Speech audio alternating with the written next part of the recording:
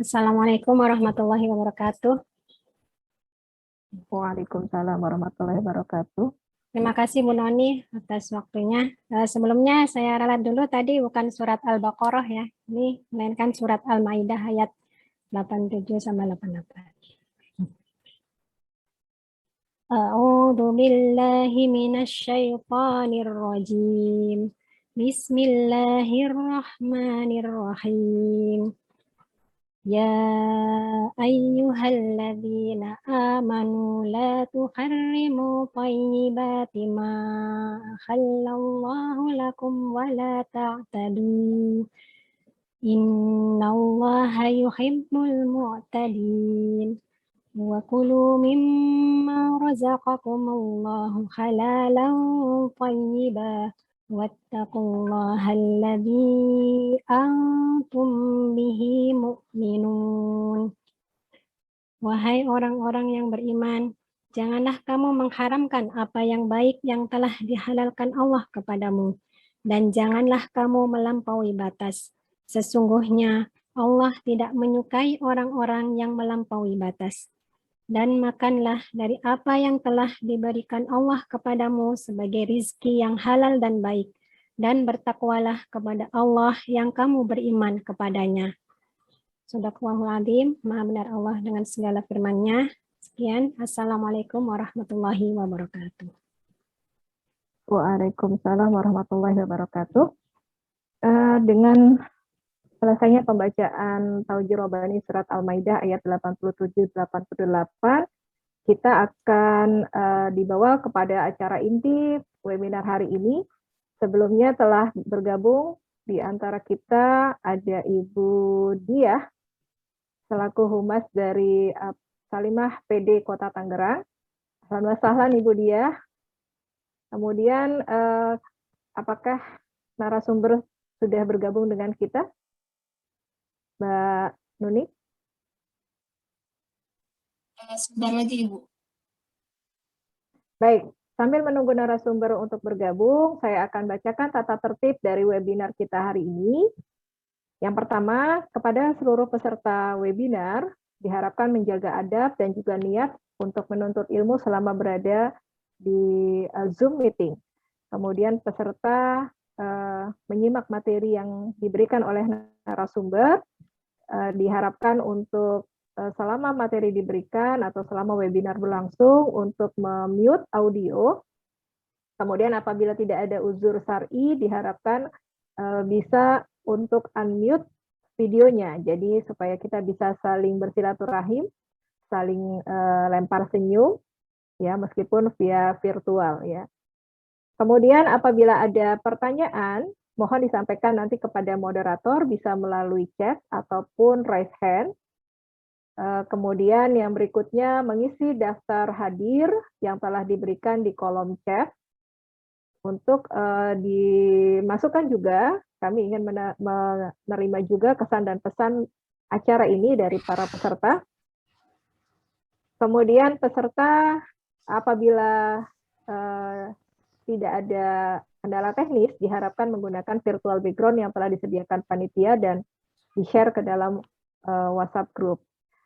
Kepada seluruh peserta tidak diperkenankan untuk berniaga atau melakukan promosi selain pihak sponsorship atau penyelenggara. Kemudian diharapkan untuk menjaga adab selama webinar untuk tidak mengirimkan chat yang tidak relevan dengan tema dan tidak membicarakan hal-hal yang akan menyinggung suku, agama, ras maupun antar golongan atau sara. Demikian tata tertib selama acara webinar. Kami berharap semua peserta bisa mengikuti acara ini dengan tertib sehingga jalannya acara akan dilancarkan dan dimudahkan insya Allah. Jangan lupa untuk kepada peserta yang nanti memberikan pertanyaan atau dengan memberikan kesan dan pesan yang baik, akan ada giveaway kepada para peserta. Nanti pengumuman penerima giveaway akan saya sampaikan di akhir acara. Demikian tata tertib dari webinar kita hari ini. Selanjutnya kita melangkah kepada acara inti, di mana kita akan mendengarkan pemaparan materi oleh narasumber, yaitu Ibu Pramita Sari, SGZ, dietitian, MH Kes. Ya, beliau adalah ahli gizi atau dietitian, konselor menyusui juga atau laktasi, founder dari Ngasi, dan banyak lagi nih nanti akan disampaikan oleh moderator mengenai profil beliau secara lengkap. Kemudian moderator akan dibawakan oleh Dr. Nur Aini Ananda atau biasa dipanggil dengan Dr. Nuni. Beliau adalah seorang dokter umum. Kepada Ibu Pramita dan juga Mbak Nuni, kami persilahkan.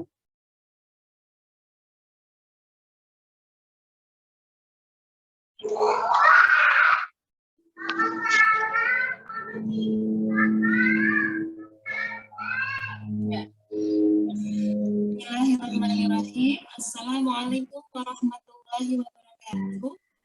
Waalaikumsalam warahmatullahi wabarakatuh. Alhamdulillahirrahmanirrahim.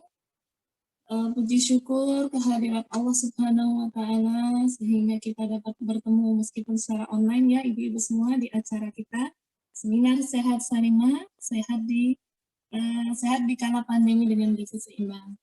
Mohon maaf sebelumnya, apakah suara saya cukup jelas terdengar? Terdengar, Bu. Jelas. Ya, sebelumnya perkenalkan, nama saya Dr. Nur Aini Ananda. Biasa dipanggil dengan Dr. Nur ya. Terima kasih saya.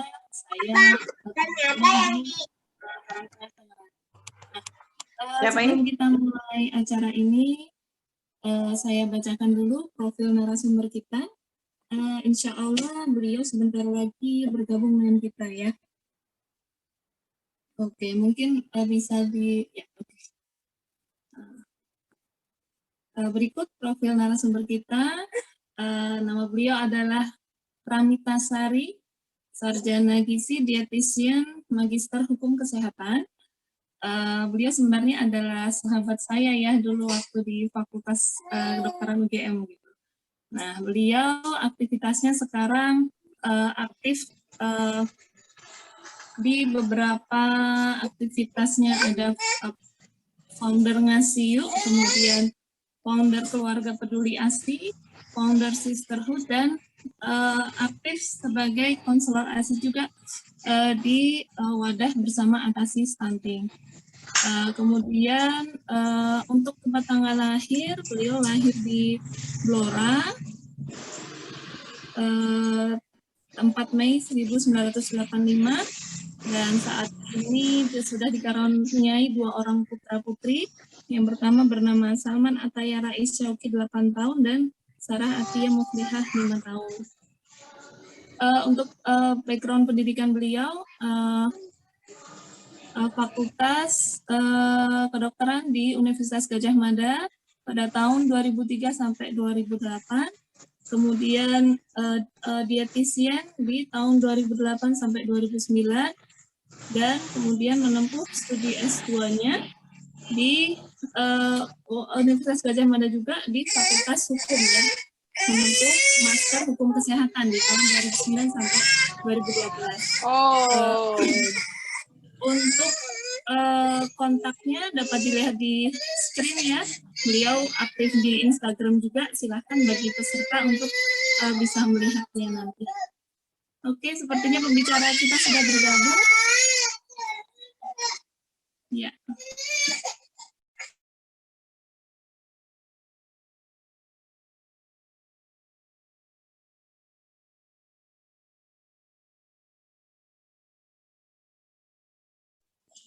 Ya, Assalamualaikum Ibu.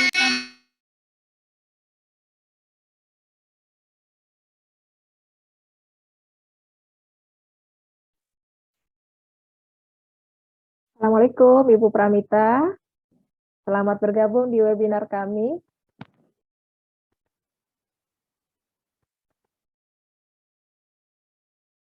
Ibu masih di mute audionya.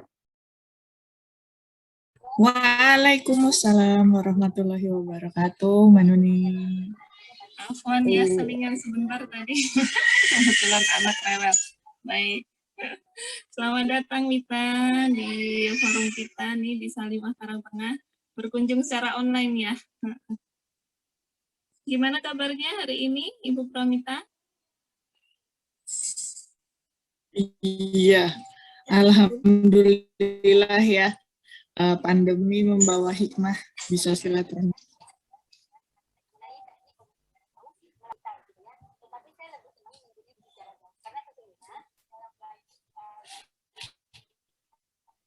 Ya betul, jadi enggak ya hikmahnya kita bisa bertemu online ya walaupun dari mana-mana nih.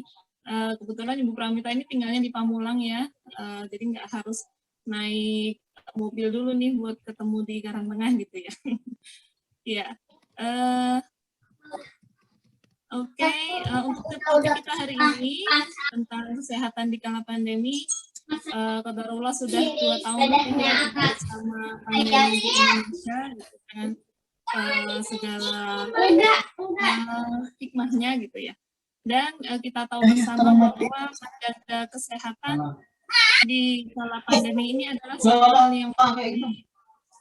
Dan jangan lupa kesehatan itu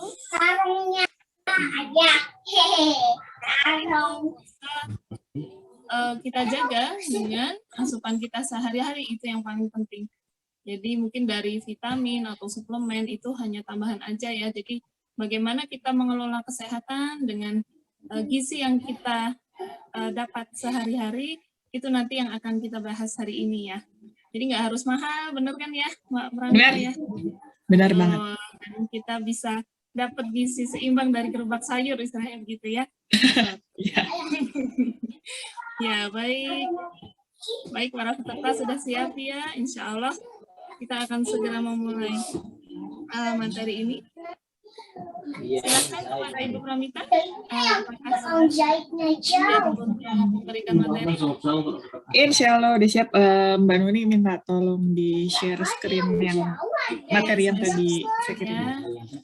Oke, Assalamualaikum warahmatullahi wabarakatuh. Alhamdulillahirrahmanirrahim. Segala puji bagi Allah yang masih memberikan kita nikmat sehat ya sampai hari ini, nikmat nafas, kita masih diberi kesempatan untuk melanjutkan amal-amal kita sampai hari ini karena ya mungkin kita ingat beberapa hari kemarin ya ada kejadian di mana seorang public figure yang 7 jam sebelumnya masih belum tahu apa yang akan terjadi terhadap beliau, terus ternyata kita dengar bahwa beliau dan suaminya mengalami kecelakaan. Yaitu mudah-mudahan jadi tazkirah buat kita, mudah-mudahan jadi pengingat buat kita semua, terutama mungkin ketika kita sedang menghadapi ujian atau masalah, bahwa masih banyak hal yang bisa kita syukuri gitu, termasuk diantaranya nikmat masih diberikan kesempatan memperbaiki amal gitu ya, masih diberi kesempatan untuk menambah tabungan kita menuju ke kehidupan yang lebih abadi nanti ya gitu. Salat serta salam senantiasa kita haturkan kepada junjungan kita Nabi besar Muhammad SAW, kepada keluarganya, kepada sahabat-sahabatnya, kepada para tabiin, para ulama yang senantiasa menjaga risalahnya. Mudah-mudahan kita menjadi bagian dari umat Rasulullah yang kelak akan mendapatkan syafaatnya di yaumil akhir nanti. Amin.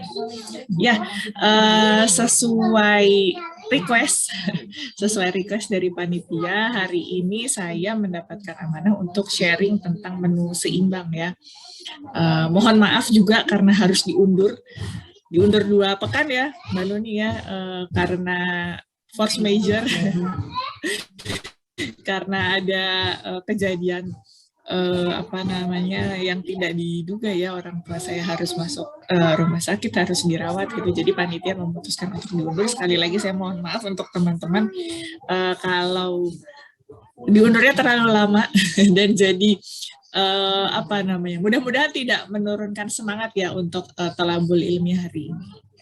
Ya, sesuai yang kita rasakan sampai hari ini ya, kita masih berada di tengah badai pandemi, walaupun sudah melandai kurvanya, ya, walaupun sudah menurun kasus-kasus yang terjadi, mungkin di sekitar kita juga tidak setegang kemarin gitu ya. Kalau teman-teman peserta panitia saya juga gitu ya mengalami di bulan Juni kemarin bagaimana kita setiap hari mendengarkan kabar duka gitu ya, terus mungkin kita deg-degan ketika ada suara ambulans melintas gitu. Itu di tempat saya tuh tiap hari ada pengumuman dari masjid gitu, terus karena rumahnya dekat jalan raya juga suara ambulans hilir mudik setiap hari itu sungguh sesuatu yang menambah anxiety ya, menambah kecemasan gitu kan.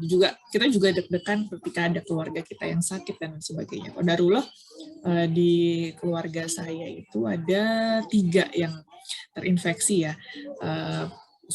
Mertua suami, kemudian adik kandung saya, di mana ketika adik kandung saya terinfeksi COVID itu dia serumah dengan orang tua saya yang salah satunya memiliki komorbid jantung waktu itu. Kalau sekarang sudah komplikasi dengan ginjal gitu. Jadi cukup mendebarkan buat saya, apalagi saya kondisinya jauh dari orang tua. Ya, alhamdulillah ujian itu sudah berhasil dilalui dan ya menjadi pengingat juga ya buat semuanya, menjadi pengingat untuk semuanya bahwa dalam menghadapi masa pandemi ini yang mungkin katanya tahun depan akan menjadi epidemi ya, itu kita tetap harus mempertahankan imunitas tubuh kita, daya tahan tubuh kita dengan berbagai cara, diantaranya adalah melalui ikhtiar gizinya gitu, dengan menu seimbang. Sebenarnya menu seimbang itu apa? Nanti akan kita lihat di slide berikutnya. Monggo Mbak Nuni. Oh, ini bisa diklik saja nggak sih ya? Mungkin panitia boleh membantu soalnya ini bukan di saya. Oke. Ya, jadi gizi seimbang itu sebenarnya adalah yang ada di gambar nih ya. Ada menu makanan yang terdiri dari lauk pauk, buah-buahan, makanan pokok dan sayuran, ditambah dengan menjaga gaya hidup sehat seperti cuci tangan dengan sabun, sesuai ya dengan protokol kesehatan kita sekarang, senantiasa cuci tangan setelah memegang sesuatu, setelah melakukan aktivitas atau keluar rumah gitu ya. Sebelum kita bersentuhan dengan anggota keluarga kita, jangan lupa mencuci tangan dengan sabun dan air mengalir. Kemudian rutin berolahraga, itu salah satu tips yang kadang banyak orang beralasan untuk tidak melakukannya. Padahal itu adalah salah satu pendukung terbaik untuk menjaga daya tahan tubuh. Kemudian yang berikutnya itu adalah makan makanan bergizi. Nah, makanan bergizi itu ada di gambar atasnya itu ya, ada lauk pauk, buah-buahan, makanan pokok dan sayur-sayuran. Itu mungkin akan timbul pertanyaan, apa bedanya sih dengan 4 sehat 5 sempurna gitu ya. Slogan 4 sehat 5 sempurna itu saat ini sudah tidak dipergunakan lagi, bisa dibilang sudah usang, sudah tidak dipakai lagi. Itu adalah slogan yang expired ya, udah kadaluarsa gitu. Sekarang kita ganti dengan gizi seimbang. Mungkin komposisinya masih sama, tapi kita lihat di situ ada pembagian-pembagiannya ya. Jadi kalau makanan pokok itu, jadi gini, ini biasa kita sebut juga dengan isi piringku. Jadi yang bulat ini nih biasa kita sebut dengan isi piringku. Kemudian isi piring ini dibagi menjadi 2.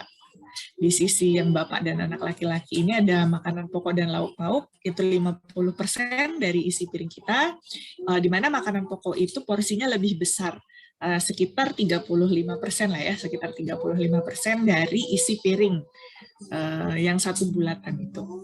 Kemudian ada lauk pauk, kira-kira sebesar 15%. Lauk pauk ini terdiri dari protein nabati dan juga protein hewani gitu ya, juga dari sumber lemak lainnya. Jadi untuk sumber karbo dan sumber protein serta lemak itu ada porsi 50%, ada porsi 50% dari isi piring kita. gitu. Jadi jangan kebalik, jangan terlalu banyak lauk pauknya, makanan pokoknya sedikit gitu ya. Makanan pokok kita juga nggak hanya nasi, kita bisa mengkonsumsi pengganti nasi seperti singkong, ubi di sini ya, terus ada jagung gitu, ada ini apa yang hijau-hijau ini kayaknya ubi juga gitu ya. Jadi aneka bahan makanan pokok lainnya ya tergantung kearifan lokal kita. Kemudian lauk pauk itu di sini ada telur, ada daging sapi, ada ikan, ada ayam, ada apa namanya produk-produk turunan dari susu juga termasuk di sini. Jadi 5 sempurna ini udah nggak ada karena sudah dilebur ke dalam lauk pauk. Jadi kalau misalnya ada yang nanya masih boleh minum susu, boleh. Susu itu ada di apa namanya? Ada di bagian lauk pauk atau sumber protein hewani di sini. Dan tidak lagi menjadi penyempurna karena dia sama aja sebenarnya posisinya seperti lauk atau protein hewani lainnya. Kemudian 50% sisanya ada di sebelah ibu dan anak perempuan ini ya, di sebelah kanan kita. Itu adalah sayuran dan buah-buahan sebagai sumber vitamin dan mineral gitu. Jadi menyumbang kalori juga, tapi kalorinya tidak terlalu besar. Tapi yang paling penting adalah sayuran dan buah-buahan ini adalah sumber vitamin dan mineral yang sangat baik gitu.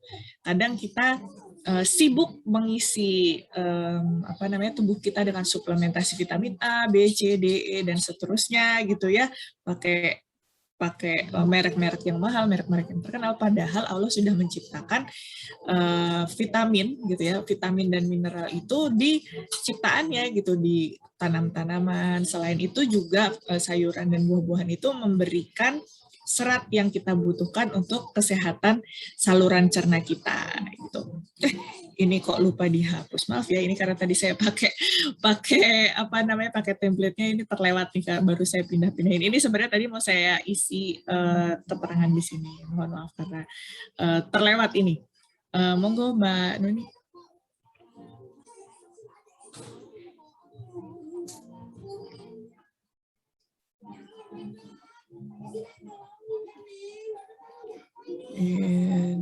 Next. Ke berikutnya.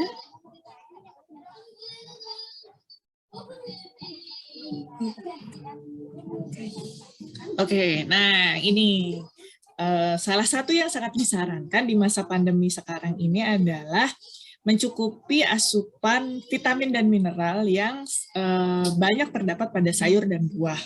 Gitu. Jadi sayur dan buah ini mengandung antioksidan gitu ya. Antioksidan ini adalah salah satu zat yang bisa melawan radikal bebas atau zat-zat yang bisa membuat kita sakit gitu ya, seperti sel-sel kanker itu biasanya termasuk disebabkan adalah terlalu banyaknya radikal bebas dalam tubuh kita gitu. Jadi buah dan sayuran ini sebenarnya punya kelebihan untuk melawan zat-zat yang bisa menyebabkan penyakit gitu. Jadi ada ini melawan radikal bebas, kemudian mengandung vitamin seperti saya sampaikan sebelumnya, sayur dan buah itu mengandung vitamin dan juga mineral gitu ya, agar daya tahan tubuh kita terjaga. Itu kan vitamin kan macam-macam, ada vitamin A, B, C, D, B-nya aja banyak banget gitu ya, ada vitamin E, vitamin K gitu. Nah, itu sebenarnya kebutuhannya sedikit banget. Jadi perharinya itu kita butuhnya tuh sedikit banget vitamin dan mineral, tapi apa namanya, kadang-kadang kita terlewat karena mungkin kita nggak suka sama sayuran, atau kita nggak suka konsumsi buah-buahan, kita lebih suka makan gorengan gitu ya, akhirnya kita terlewat gitu, akhirnya kita tidak mendapatkan vitamin dan mineral yang kita butuhkan walaupun jumlahnya cuma sedikit. Kemudian mineral ini dibutuhkan untuk metabolisme dalam tubuh kita, misalnya sebagai penyumbang zat gitu ya, atau kita sebut prekursor hormon, enzim gitu ya, untuk menjaga kerja tubuh kita, entah itu untuk mencegah penyakit gitu ya, penyakit degeneratif biasanya, misalnya jantung atau hiperkolesterol gitu ya, termasuk juga melawan infeksi gitu, COVID, influenza dan lain sebagainya. Kemudian kalau vitamin ini, vitamin A, C, dan E itu yang biasanya warnanya cerah-cerah nih ya, penampilannya cerah-cerah itu antioksidannya tinggi gitu ya, jadi bisa menunjang imunitas atau daya tahan tubuh. Di sini seperti disampaikan juga bisa menjaga kekebalan tubuh kita gitu. Ini ada pisang jeruk nih, ini yang warnanya cerah-cerah begini biasanya merupakan sumber vitamin C gitu ya. Terus yang warnanya hijau, ini hijau ungu ini biasanya sumber vitamin A. Nanti kita lihat di slide berikutnya. Next. Ini saya simpel aja ngambilnya dari Kementerian Kesehatan ya, karena itu merupakan rujukan kita gitu ya. Rujukan kita untuk kesehatan, dan sebenarnya banyak banget informasi menarik gitu ya di infografisnya Kementerian Kesehatan. Oke Mbak, next. Slide berikutnya. Ya. Nggak macet nih kita.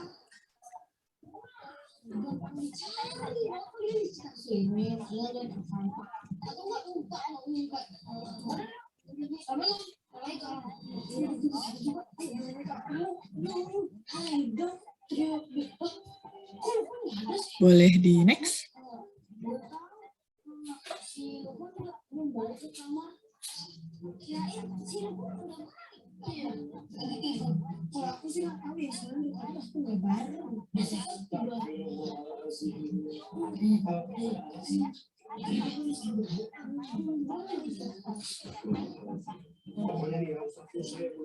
Ya, nah ini ya, jadi buah-buahan ini kan warnanya bermacam-macam. Ada yang kuning, ada yang merah, ada yang ungu, ada putih, ada hijau. Ternyata warna itu ada artinya, maksudnya ada khasiatnya gitu ya, ada fungsinya gitu. Allah sudah menciptakan beraneka ragam bahan makanan dengan kehebatannya masing-masing. Jadi kalau misalnya nanti kita dengar, oh makan makanan ini aja karena ini superfood dan lain sebagainya. Alhamdulillah Allah itu tidak menciptakan kesempurnaan selain hanya milik Allah gitu ya. Jadi tidak ada satupun makanan yang benar-benar sempurna, walaupun itu diklaim sempurna oleh manusia. Jadi kalau yang saya pelajari ya dalam ilmu gizi itu di dalam satu bahan makanan itu terdiri dari berbagai macam zat, termasuk diantaranya adalah asam amino gitu. Asam amino yang kita butuhkan itu banyak sekali. Ada berbagai macam namanya, sampai saya sendiri juga kadang-kadang kebingungan gitu ya kalau untuk menghafalkannya. Tapi intinya kita membutuhkan semuanya, tapi tidak ada satupun bahan makanan yang memiliki semuanya. Itulah sebabnya kita butuh sekali yang menu yang seimbang, yang terdiri dari berbagai macam bahan makanan, gitu ya, terdiri dari berbagai macam bahan makanan dengan kelebihan dan kekurangannya masing-masing. Mereka akan saling melengkapi, gitu. Nah, kalau di sini nanti kita akan sharing tentang yang pertama ini adalah tentang warna-warna makanan dulu ya. Ini sharingnya juga dari sumbernya dari Kementerian Kesehatan gitu ya, dari Ditjen Kesehatan Masyarakat. Kita akan belajar ternyata makanan yang berwarna hijau itu fungsinya apa ya gitu. Yang warna merah fungsinya apa, yang kuning fungsinya apa. Kita bisa lanjut ke slide berikutnya. Nah, yang pertama ini adalah sayur-sayuran yang berwarna hijau. Kita pasti sering banget ya ketemu sayur-sayuran yang berwarna hijau. Ada kacang panjang, ada buncis, ada sawi hijau. Sawi itu juga namanya macam-macam gitu. Ada yang caisim, ada yang pakcoy, ada yang ini, ada yang itu. Saya suka bingung ini apalagi namanya, bedanya apalagi tuh, sawi sendok, sawi manis, sawi pahit, sawi ini gitu. Tapi intinya mereka punya fungsi sebagai sumber karotin gitu ya. Sumber karotin di sini salah satunya untuk kesehatan mata. Terus ada antioksidan juga gitu, antioksidan untuk melawan radikal bebas tadi ya. Jadi untuk melawan sel kanker juga bisa, dan melawan infeksi-infeksi dari virus atau bakteri juga bisa. Kemudian ada vitamin C-nya, asam folat. Nah, asam folat ini adalah salah satu zat yang penting banget untuk ibu hamil supaya mencegah terjadinya kecacatan janin. Jadi kalau nanti ada ibu hamil di sini atau ada keluarganya yang hamil, boleh disarankan untuk memperbanyak sayuran berwarna hijau ya, untuk menambah asupan asam folatnya. Selain itu juga ada mineral-mineral yang kita butuhkan untuk menjaga metabolisme tubuh dan daya tahan tubuh.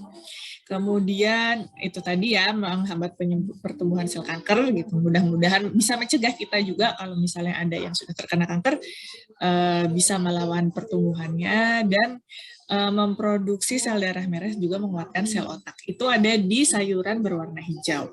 Cuma kadang-kadang sayuran yang berwarna hijau ini jadi bumerang untuk kita, untuk keluarga atau untuk kita yang mengalami asam urat. Gitu ya, karena asam urat itu disebabkan oleh terganggunya metabolisme protein.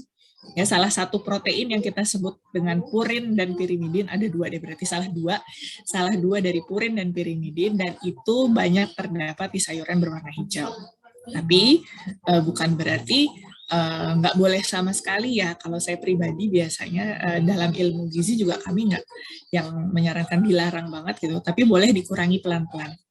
Seringnya pasien bilang, daripada dibatasin, daripada sedikit-sedikit, mendingan nggak usah sekalian, ya udahlah ya, kita kembalikan. Insya Allah kalau misalnya level purin pirimidinnya sudah, level asam uratnya sudah menurun kembali ke normal, bisa kembali makan lagi, tapi tidak boleh berlebihan. Gitu. Oke, next. Warna berikutnya. Warna berikutnya adalah ungu, gitu. Yang ungu-ungu ini mengandung banyak antioksidan juga, dan tentu saja ada vitaminnya ya. Kalau di sayur dan buah itu biasanya kandungannya adalah vitamin dan mineral yang paling banyak. Kalau karbohidrat, lemak dan protein itu biasanya tetap ada, cuma tidak terlalu besar dibandingkan dengan jenis bahan makanan pokok dan lauk-laukan. Gitu. Jadi di sini untuk warna ungu ini biasanya dekat juga ke darah gitu. Jadi pembentukan darah gitu ya. Di sini kan meningkatkan produksi sel darah merah, juga sel darah putih gitu. Jadi bagus untuk melawan infeksi penyakit gitu. Karena sel darah putih ini adalah tentara yang berjuang untuk melawan serangan dari sel-sel patogen atau sel-sel yang menyebabkan penyakit gitu. Juga bisa untuk melindungi kerusakan otak. Jadi bagus banget untuk keluarga atau pasien yang mengalami stroke gitu ya. Sayuran-sayuran yang berwarna ungu, ada terong, ada kol warna ungu ya, itu.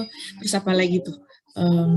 Kalau buah bit warnanya merah, berarti yang bawah. Jadi kalau kita nemu sayur-sayuran berwarna ungu, kita ingat bahwa ini adalah salah satu sumber makanan yang bagus untuk melawan infeksi.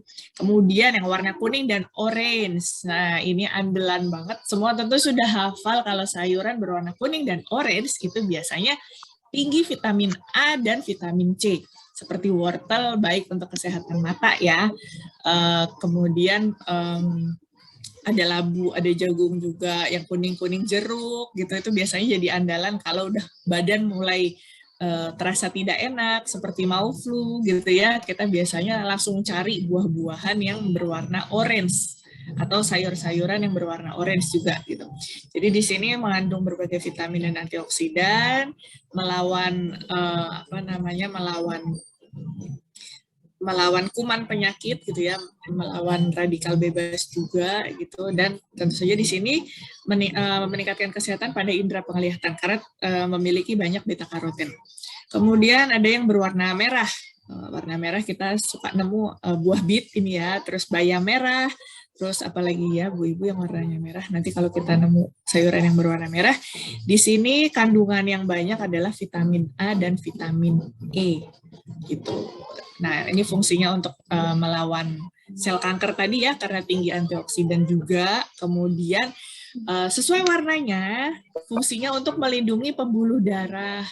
Itu fungsinya untuk melindungi pembuluh darah. Jadi bisa membantu mencegah dan mengatasi penyakit misalnya stroke gitu ya, pecahnya pembuluh darah, hiperkolesterol. Dan karena di sini mengandung banyak vitamin E, jadi sayuran yang berwarna merah ini juga bagus untuk meningkatkan kesuburan gitu, karena banyak kandungan vitamin E-nya. Jadi nggak usah banyak-banyak beli ini ya, vitamin yang katanya kayak vitamin E. Kita kalau misalnya kita pengen yang lebih asli gitu untuk menghemat pengeluaran juga, kita bisa memperbanyak sayuran yang berwarna merah untuk mendapatkan asupan vitamin A dan vitamin E gitu. Kemudian yang kelima, ini ada sayuran yang berwarna putih. Ada sawi, ada toge ya, ada bunga kol, ada kolnya juga warna putih gitu, dan masih banyak lagi. Kelebihannya sayuran yang berwarna putih ini kalorinya rendah banget. Jadi kalau tadi misalnya pada penderita asam urat atau penderita diabetes itu ada pembatasan penggunaan sayuran berwarna hijau gitu ya. Kalau sayuran-sayuran yang warnanya kuat, warnanya pekat, itu biasanya diminta untuk dikurangi ketika ada pasien yang mengalami penyakit tertentu, misalnya asam urat gitu atau gangguan ginjal gitu ya. Nah, kalau sayuran berwarna putih ini sama diabetes karena kalorinya lumayan tinggi. Nah, kalau sayuran berwarna putih ini bebas dimakan karena kalorinya cenderung rendah, bahkan ya saking rendahnya itu kayak hampir nggak ada kalorinya, tapi tetap dihitung ada kalorinya sih. Nah, ini lebih bebas untuk dimakan gitu ya pada pasien-pasien dengan penyakit degeneratif atau penyakit yang tidak menular.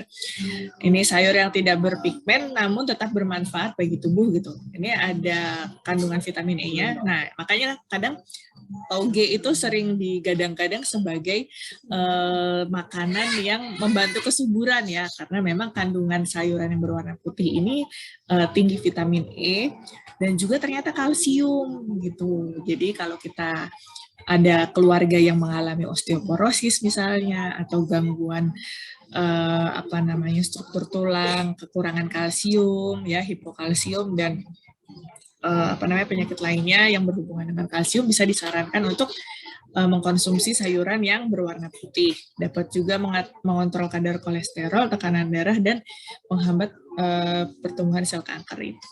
Jadi tetap ada gunanya ya, walaupun dia tidak ada warnanya. Gitu.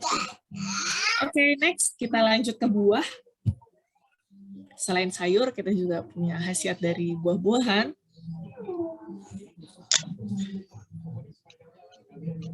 Ada buah-buahan berwarna merah, ini biasanya manis-manis ya. Ada manis-manis, ada semangka, itu favorit keluarga saya itu. Ternyata kandungannya itu juga memiliki banyak vitamin E dan zat flavonoid, gitu, bermanfaat untuk menurunkan kadar kolesterol dan kesehatan hati. Sini ada semangka, apel, tomat, stroberi, anggur, dan lain-lain. Gitu. Ini gampang banget ya, banyak banget ditemui. Terutama kalau kita kondangan atau ada acara-acara prasmanan, buah yang paling gampang adalah semangka. Karena beli satu bisa dibagi banyak orang. Itu ternyata khasiatnya juga besar gitu untuk meningkatkan vitamin C. Kadang-kadang ada mitos yang mengatakan kalau terlalu banyak makan buah yang manis-manis nanti malah batuk gitu ya. Padahal itu tergantung kondisi masing-masing. Gitu. Kemudian warna kuning dan orange ada vitamin A dan karoten sama seperti sayur-sayuran tadi ya, dan juga vitamin C gitu. Jadi mengandung banyak antioksidan dan dapat meningkatkan imunitas tubuh. Makanya ketika misalnya ngedrop karena influenza misalnya atau kayaknya kok mulai banyak sariawan gitu ya, itu bisa jadi tanda defisiensi vitamin. Nah, bisa kita boost dengan biasanya kita boost dengan sayuran-sayuran yang sayur dan buah yang berwarna kuning dan orange. Gitu. Buah berwarna kuning juga mengandung vitamin B kompleks yang berfungsi untuk kesehatan hati. Oke, next. Kemudian ada buah yang berwarna hijau. Ada apel ya, biasanya ada apel, ada anggur, melon, dan lain sebagainya. Ini memiliki khasiat untuk menghambat pertumbuhan sel kanker juga. Jadi masih tinggi antioksidan juga. Buah-buahan ini biasanya tinggi antioksidan untuk menghambat sel kanker. Kemudian meningkatkan daya tahan tubuh. Yang terakhir ada buah berwarna ungu dan biru. Ada anggur biru apa ya, blueberry mungkin ya, blueberry, tapi itu jarang-jarang juga ada di tempat kita gitu kan. Kalaupun ada, nggak semua orang suka biasanya. Semakin gelap warnanya, kandungan vitaminnya ternyata semakin banyak dan bermanfaat untuk menjaga kesehatan jantung. Jantung dan pembuluh darah serta menghambat pertumbuhan sel kanker gitu. Oh, delima itu warnanya biru ya. Oke, termasuk pomegranat gitu ya, delima. Nanti kalau jambu-jambuan mungkin bisa kita masukkan ke yang warna hijau. Untuk jambu warna hijau, warna merah ya masuk ke merah gitu ya. Jadi sayur dan buah ini sangat baik untuk menghambat masuknya penyakit dalam tubuh kita gitu ya, menghambat sel-sel yang tidak seharusnya ada. Sel kanker itu kan tidak seharusnya ada dalam tubuh kita gitu. Maka ketika kita misalnya khawatir gitu ya, terkena ini dan itu, penyakit ini dan itu, mulailah untuk meningkatkan asupan buah dan sayuran, karena di sana banyak antioksidan, banyak zat-zat yang dapat mencegah tumbuhnya sel-sel yang tidak layak hidup di dalam tubuh kita untuk berkembang. Oke, lanjut.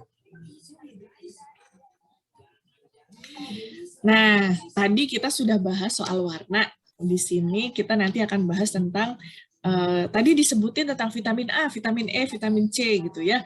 Apa sih itu gitu kan? Ada kelebihan apa gitu vitamin-vitamin itu di dalam tubuh kita? Akan kita bahas di slide berikutnya. Tapi di sini saya sampaikan bahwa salah satu cara meningkatkan daya tahan tubuh kita itu ya dengan memperbanyak konsumsi sayur dan buah karena tingginya kandungan vitamin dan mineral. Di sini tetap diingatkan untuk membiasakan cuci tangan dengan sabun dan air mengalir. Di sini juga disampaikan bahwa zat gizi lain dalam bahan makanan itu juga penting, seperti vitamin B6, vitamin B12 gitu ya, asam folat, selenium dan Fe. Vitamin B6 dan B12 itu salah dua vitamin yang membantu kita untuk menjaga kesehatan syaraf gitu ya. Kalau kita sering kesemutan itu bisa jadi itu tanda selain aliran darahnya nggak mengalir dengan lancar ya, mungkin karena kebeban badan atau posisi yang tidak tepat gitu, di antaranya juga bisa karena terjadinya defisiensi vitamin B6 dan B12 gitu. Anemia juga bisa disebabkan oleh defisiensi atau kekurangan vitamin B6 dan B12. Kemudian konsumsi porsi sayur dan buah untuk mendapatkan vitamin, mineral, dan antioksidan yang dibutuhkan. Oke, lanjut. Kita lanjutkan ke slide berikutnya. Ini yang diperisai ini adalah vitamin dan mineral yang diperlukan untuk menjaga antibodi ya. Dan memang kemarin-kemarin banyak disarankan untuk disuplementasi saat menghadapi pandemi COVID, terutama pada pasien-pasien yang sudah mengalami COVID. Kalau nggak salah kemarin ada yang diminta untuk minum vitamin C 1000 mg, ada vitamin E berapa IU tuh kemarin ya, 300 apa 400 kemarin. Terus zinc, vitamin D gitu ya, tidak disebutkan di sini tapi itu juga bermanfaat. Boleh lanjut ke slide berikutnya.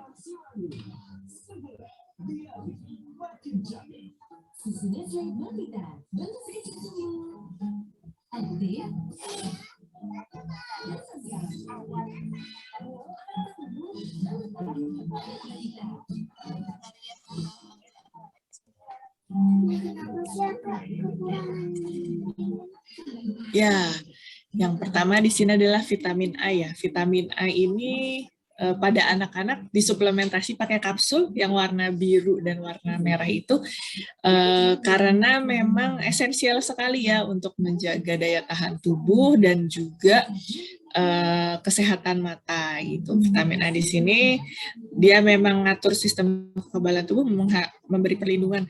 Saya punya pengalaman waktu itu anak saya mengalami campak atau cacar gitu ya.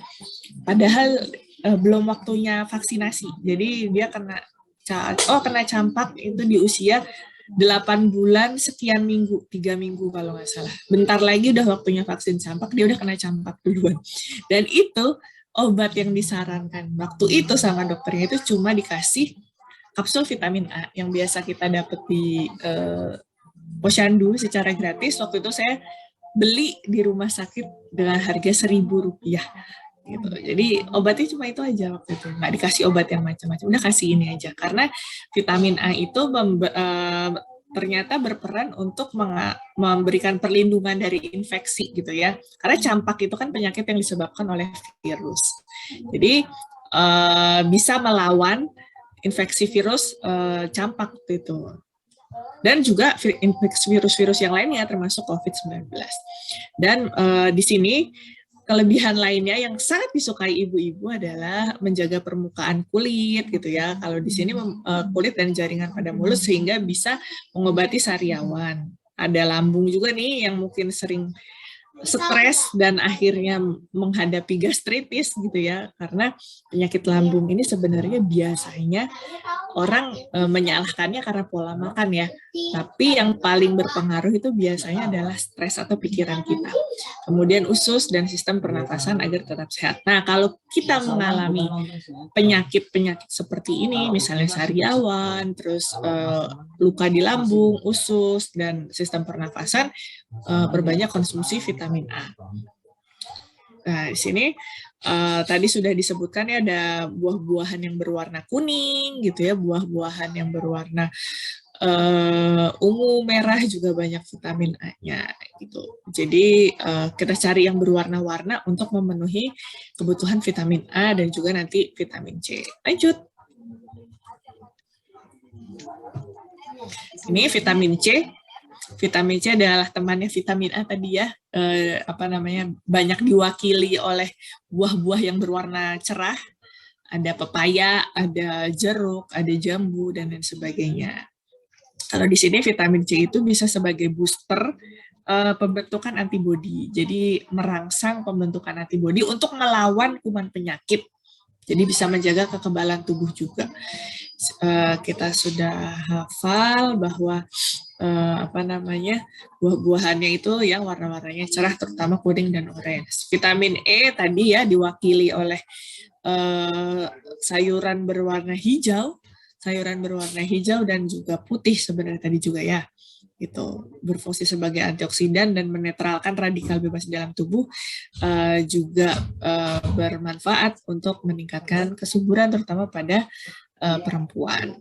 Kemudian yang di bawah ini bukan vitamin tapi masuknya ke mineral, jadi zinc atau kita sebutnya seng. Bukan seng yang buat itu ya, bukan seng yang di atap rumah tuh yang bunyi-bunyi kalau ketimpa hujan, bukan. Tapi ini adalah zinc yang ternyata manfaatnya tuh banyak banget. Kalau kita diare, kalau kita atau keluarga kita mengalami diare, salah satu terapi untuk mengatasi diare itu adalah pemberian zinc selama 10 hari non-stop, nggak boleh putus. Fungsinya adalah supaya tidak terjadi infeksi berulang gitu. Nah, zinc ini ternyata meningkatkan kekebalan tubuh juga, meningkatkan sistem kekebalan tubuh dan membantu penyembuhan luka. Nah, kalau diare itu kan kita kemasukan bakteri patogen yang menyebabkan gangguan dalam sistem pencernaan.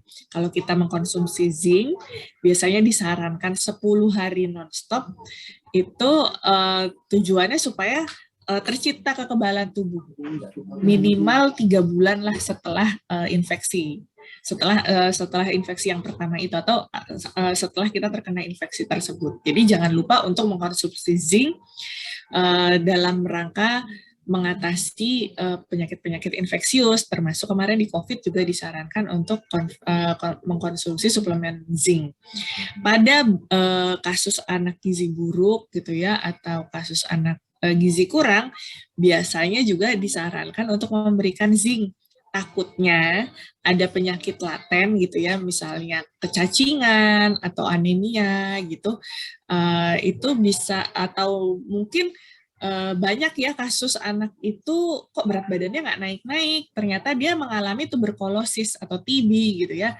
Jadi fungsinya diberikan zinc untuk anak-anak yang gizinya buruk gitu adalah untuk melawan infeksi penyakit yang mungkin masuk, karena anak dengan gizi kurang atau gizi buruk itu rawan untuk terkena infeksi. Kemudian zinc ini bisa ditemukan di bahan makanan seperti daging, ayam, makanan laut atau seafood gitu ya, hati, telur, keju, kacang-kacangan, dan biji-bijian. Jadi banyak di protein hewani dan juga biji-bijian. Next. Itu waktunya 15 menit lagi ya. Oke, insya Allah sudah tinggal sedikit ini kok, seingat saya. Oke, vitamin B6, folat, selenium, dan zat besi. Ini satu paket yang sangat dibutuhkan oleh ibu hamil dan juga anak-anak dalam masa pertumbuhan, gitu ya.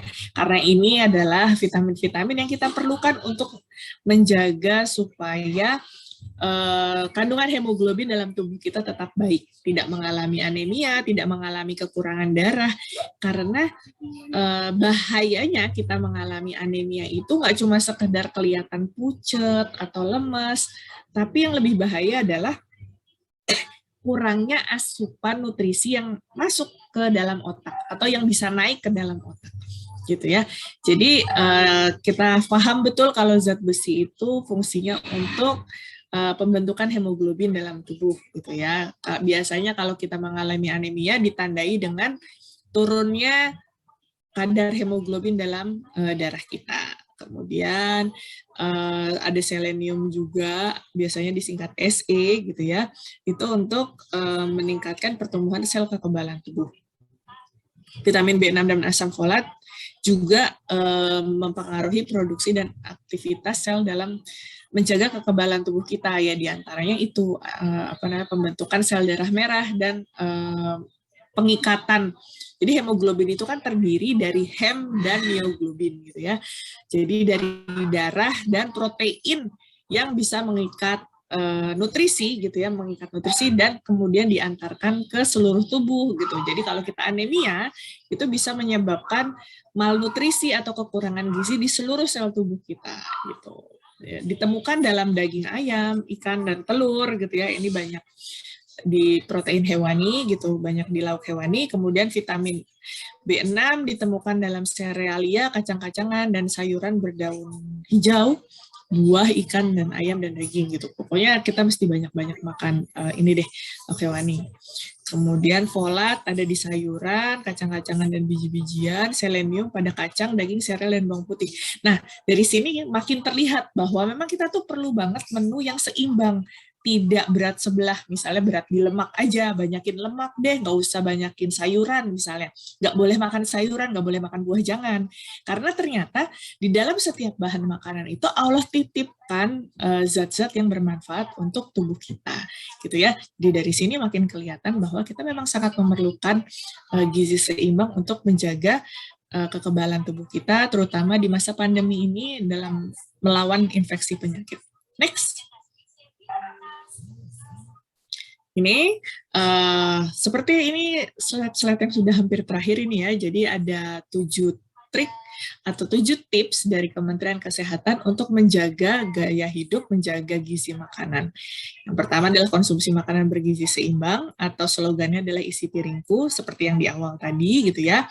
Kemudian batasi penggunaan gula, garam, dan lemak, atau biasanya kita singkat GGL.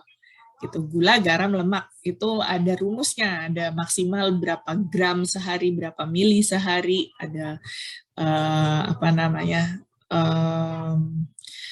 kalau gula sama garam itu gram, seingat saya itu 4 gram atau berapa gitu ya. Nanti ada juga infografisnya, tapi nggak saya download di sini. Kemudian konsumsi suplemen multivitamin jika diperlukan. Misalnya ketika kita sakit, kalau kita sakit biasanya asupan makan menurun, nafsu makan menurun gitu. Terus gimana mau di booster sama makanan gitu ya, itu boleh kita konsumsi suplemen vitamin. Kalau misalnya kondisinya lagi sehat, perbanyak konsumsi gizi seimbang supaya pemenuhan gizi kita tercukupi gitu. Kemudian nomor 4, hindari rokok dan minuman beralkohol. Kalau ibu-ibu saya percaya ini udah dihindari pasti ya, bahkan disentuh juga enggak kayaknya. Kemudian istirahat teratur dan tidur yang cukup. Ini yang sering dikeluhkan oleh ibu-ibu. Gimana mau istirahat, Mbak? Kerjaannya banyak gitu kan. Yang ini minta ini, yang itu minta itu gitu kan.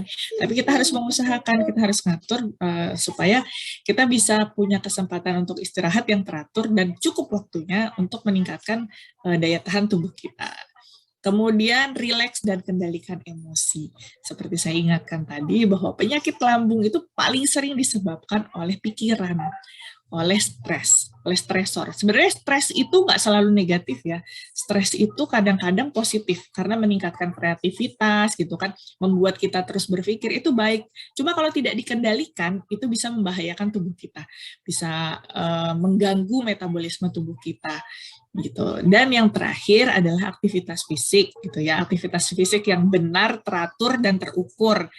Ini selain bisa membantu memanage mood kita gitu ya, membantu merefresh pikiran kita, menjaga kesehatan dan kebugaran tubuh kita, menghindarkan kita dari penyakit, itu juga sangat baik gitu ya untuk menjaga kestabilan detak jantung, kerja jantung dan paru-paru. Karena kan yang paling krusial itu ya, kalau jantung kita sudah terganggu, maka kerja dalam tubuh kita juga akan terganggu semuanya. Oke, masih ada lagi nggak ya? Next, Mbak. Ini yang, nah ini kayaknya benar-benar terakhir nih. Tingkatkan daya tahan tubuh, melindungi keluarga dari COVID-19. Di sini rangkuman ya dari materi-materi yang di depannya ada diingatkan untuk cukup tidur dan istirahat gitu, olahraga dan terpapar cukup sinar matahari. Sinar matahari itu tidak mengandung vitamin D, tapi dia bisa mengaktifkan mengaktifkan prekursor atau sumber-sumber vitamin D dalam tubuh kita. Jadi kenapa kita penting banget kena matahari? Itu supaya vitamin D dalam tubuh kita bisa aktif gitu, supaya bisa bekerja dengan baik. Jangan lupa pakai sunscreen supaya tidak terkena kanker kulit.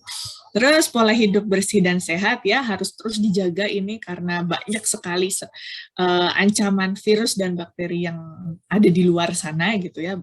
Karena kita kan hidup bersosialisasi banyak orang, nggak cuma kita sendiri gitu ya, kita nggak tahu orang lain pola hidupnya seperti apa, makanya penting bagi kita untuk menjaga pola hidup yang bersih dan sehat. Kemudian masih tetap harus jaga jarak karena sebelum benar-benar semua orang selamat, maka tidak akan ada orang yang selamat dari COVID gitu ya. Kalau masih ada pasien COVID, masih ada loh, masih ada.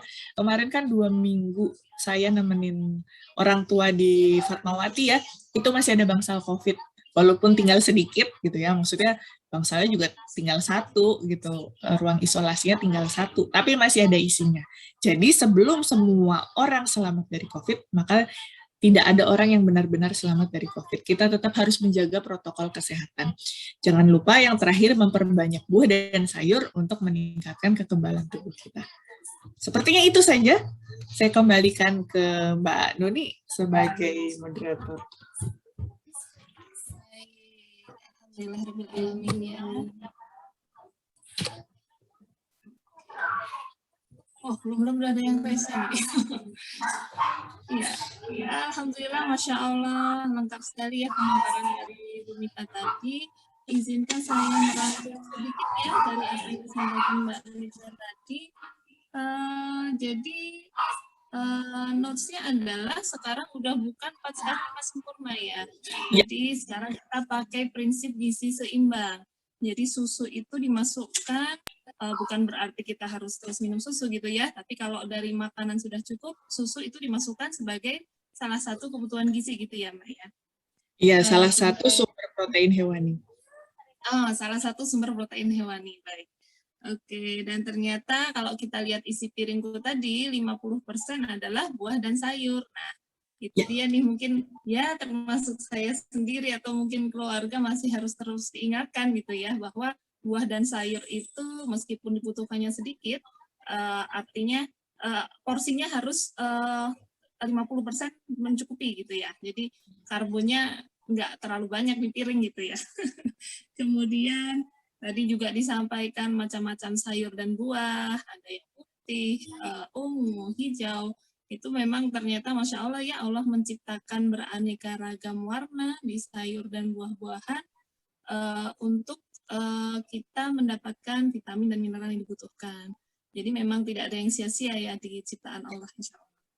Kemudian tadi ada beberapa kiat untuk kita menjaga kesehatan.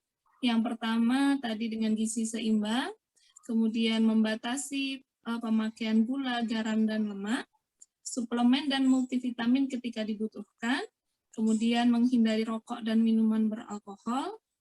Yang kelima, istirahat teratur dan tidur cukup ya. Ibu-ibu, tolong disimak ini. Sempatkan istirahat ini ibu-ibu ya. Kemudian nomor 6, rileks dan kendalikan emosi. Dan juga nomor 7, aktivitas fisik yang cukup seperti itu. Nah, sekarang waktu sudah menunjukkan pukul 10.12 ya. Kita insya Allah punya waktu tanya jawab sekitar 35 menit. Ini sudah ada beberapa pertanyaan yang masuk. Izin saya bacakan, Mbak Minta. Ya.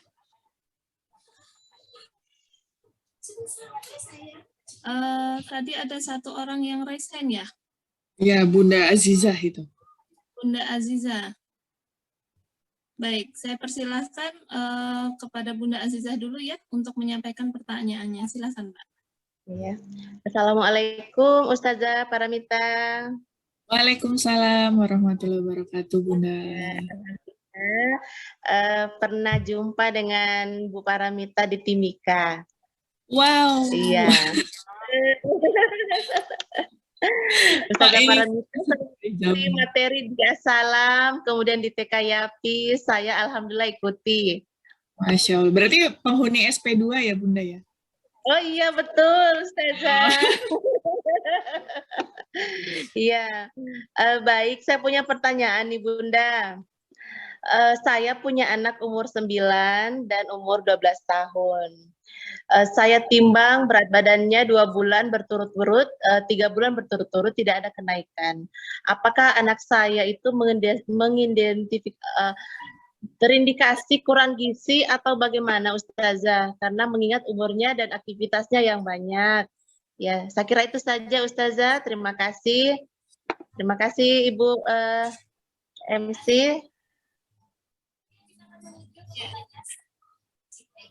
Masya Allah. Masya Allah ya. Ini reuni lagi. Saya udah udah 3 tahun saya meninggalkan Timika nih kayaknya. Masih tetap kangen, apalagi kemarin waktu rame PON ya di sana ya. Jadi memang setelah usia 2 tahun ke atas gitu ya, jadi semakin bertambahnya usia, biasanya kecepatan pertumbuhan anak itu tidak secepat sebelumnya. Jadi menurun, kecepatannya menurun. Biasanya kalau masih bayi gitu ya, masih bayi itu sebulan bisa naik 1 kilo atau 1,5 kilo gitu ya. Terus bertambah usianya kok semakin sedikit itu sesuatu yang normal, karena semakin bertambah usia anak biasanya kecepatan pertumbuhannya juga berbeda dan cenderung melambat gitu. Apalagi di atas 2 tahun gitu. Memang 0 sampai 2 tahun itu adalah masa-masa pertumbuhan paling pesat, pertumbuhan paling cepat gitu ya dalam siklus hidup manusia. Makanya seringkali digaungkan 1000 hari pertama kehidupan, 1000 hari pertama kehidupan harus dipenuhi gizinya, karena itu adalah masa-masa paling rawan. Bayinya belum bisa cari makan sendiri gitu kan, masih tergantung sama orang dewasa, terutama ibunya gitu ya. Terus juga itu adalah kesempatan untuk memberikan bekal gizi paling baik gitu ya sepanjang hidupnya gitu. Makanya kita seringkali mengingatkan 1000 hari pertama kehidupan. Nah, kalau usianya sudah 9 sampai 12 tahun itu biasanya yang lebih pesat itu pertumbuhannya adalah tingginya. Jadi biasanya asupan makanannya itu lebih banyak dipakai untuk menambah tinggi badan dibanding menambah berat badan. gitu. Jadi kalau misalnya beberapa bulan kok berat badannya stagnan ya, coba dicek tinggi badannya. Jangan-jangan tinggi badannya sudah semakin menjulang gitu. Jangan-jangan semakin tinggi bahkan melewati orang tuanya gitu. Biasanya larinya ke situ. Apalagi kalau misalnya makanannya tinggi protein ya, kayak daging-dagingan gitu, kacang-kacangan gitu. Itu biasanya memang dipergunakan untuk ini sumber protein dan dipakai biasanya untuk peningkatan tinggi badannya dibandingkan ke berat badannya. Apalagi usia 9 sampai 12 tahun itu biasanya aktivitasnya sudah banyak banget. Kegiatan sekolahnya banyak, belum waktu bermainnya gitu ya. Ekstrakurikulernya juga banyak gitu. Jadi terus itu kan masa-masa menuju ke pertumbuhan hormon sekunder ya. Kalau yang perempuan biasanya udah menjelang mens, yang laki-laki juga menjelang ke pubertas gitu ya. Dia akan bersiap-siap menuju fase berikutnya gitu. Jadi biasanya energinya terpakai di sana. Akhirnya untuk berat badannya itu memang cenderung lebih stabil gitu. Biasanya kalau nggak stagnan, tidak bertambah, itu ya naiknya cuma sedikit-sedikit. Begitu Bunda. Yang penting tetap diberikan asupan gizi yang berimbang gitu ya. Tetap dijaga kondisi kesehatannya. Mudah-mudahan nggak jadi sering sakit gitu ya. Insya Allah aman. Terima kasih Bunda Mita dan Bunda Hong. Bunda Aziza. Gimana Mbak? Sudah cukup puas dengan jawaban Kak Mita? Ya, alhamdulillah Bunda sudah. Ya, baik. Kita lanjut ke, terima kasih ya Mbak ya sudah bertanya. Kita lanjut ke pertanyaan pertama dari Bu Desi ya. Izin pertama, bagaimana cara diet yang baik atau sehat, tetapi tetap mengkonsumsi aneka sumber makanan agar kebutuhan gizi tubuh tetap sesuai asupan? Ya. Iya, saya suka banget ini pertanyaannya karena kadang-kadang orang kalau nanya gimana cara diet supaya berat badannya cepat turun. Kalau ini pertanyaannya beda. Gimana cara diet tapi tetap bisa makan makanan beraneka ragam bahan makanan supaya tetap sehat. Suka banget. Sebenarnya itu sudah menjawab. Jadi cara diet yang benar itu adalah mengkonsumsi aneka ragam bahan makanan sesuai dengan proporsinya gitu. Diet itu sebenarnya bukan mengurangi makan atau tidak makan. Banyak terjadi kesalahan persepsi bahwa diet itu adalah tidak makan ini, tidak makan itu, tidak boleh makan gitu ya. Orang kan banyak gitu. Aku lagi diet nih, maksudnya aku nggak boleh makan. Enggak, diet itu adalah makan. Justru di dalam dunia gizi yang kita sebut diet itu adalah makan atau pola makan. Ada namanya diet ginjal, ada namanya diet jantung, ada diet hati, ada diet diabetes mellitus, ada diet apa lagi? Diet kanker, ada diet tinggi kalori, ada diet rendah protein, ada diet rendah kalori, ada macam-macam diet, tergantung kebutuhannya. Nah, dari situ harusnya kita menjadi paham bahwa diet itu adalah pola makan yang diatur sesuai kebutuhan dari pasien itu atau kebutuhannya masing-masing. Kalau kita obesitas atau kelebihan berat badan, berarti yang kita butuhkan adalah diet untuk menurunkan berat badan. Biasanya kita pakai diet rendah kalori gitu. Jadi kita berikan diet yang sesuai dengan kebutuhannya. Karena setiap orang kebutuhannya beda-beda ya, kebutuhan kalorinya, besar kalorinya beda-beda. Ada yang kebutuhan kalorinya 1.500, ada yang 1.900, ada yang 2.500, ada yang 2.000, macam-macam. Tergantung berat badannya, tinggi badannya, usianya, jenis kelaminnya. Itu sangat mempengaruhi kebutuhan diet kita.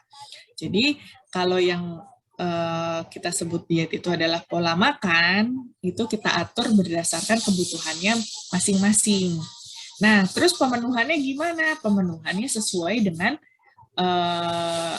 besar kalori yang dibutuhkan tadi, terus juga mungkin ada penyakit penyertanya, itu biasanya jadi jadi pertimbangan kita untuk menyarankan diet apa yang baik untuk beliau gitu. Terus isinya apa? Isinya tetap menu seimbang. Tetap ada karbohidratnya, tetap ada lemaknya, tetap ada vitamin dan mineralnya sesuai dengan yang dibutuhkan gitu. Cuma porsinya diatur. Kalau misalnya pada pasien dengan obesitas, misalnya ada ibu yang datang kepada saya dengan obesitas gitu ya. Obesitasnya tuh yang bukan yang BMI-nya cuma 25, 27, kadang-kadang ada yang 35. Jadi besar banget gitu loh. Proporsi tubuhnya itu tidak sesuai antara berat badan dan tinggi badan. Mungkin ibu-ibu ada yang pernah dengar tapi belum paham apa itu IMT dan BMI. IMT dan BMI itu sebenarnya sama. IMT itu bahasa Indonesia, BMI itu bahasa Inggris. IMT itu indeks massa tubuh, BMI itu body mass index. Jadi kalau di bahasa Inggrisin jadi body mass index. Itu adalah komposisi tubuh kita. Kalau saya nih BMI-nya 21, body mass index-nya 21. Jadi dalam setiap meter persegi tinggi badan saya, ukuran badan saya, itu tersimpan 21 kilogram. Berat badan saya itu cuma 56 terakhir sebelum saya kemarin bolak-balik ke rumah sakit ya, kalau sekarang nggak tahu. Nah, kalau dari BMI-nya gitu ya, dalam BMI saya itu, jadi ada kandungan 21 kg dalam setiap meter persegi tubuh saya.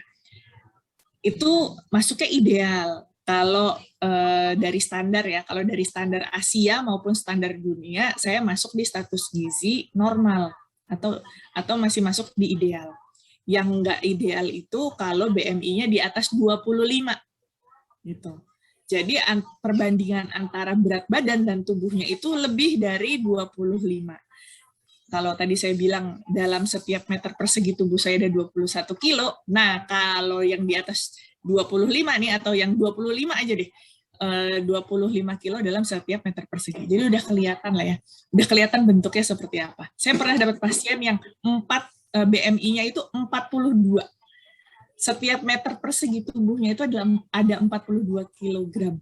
2 kali lipatnya saya, itu jelas besar banget gitu. Nah, kalau misalnya kita mau masuk ke standar yang normal atau standar yang ideal, kalau menurut dunia itu WHO ya, itu batasnya adalah 18 sampai 25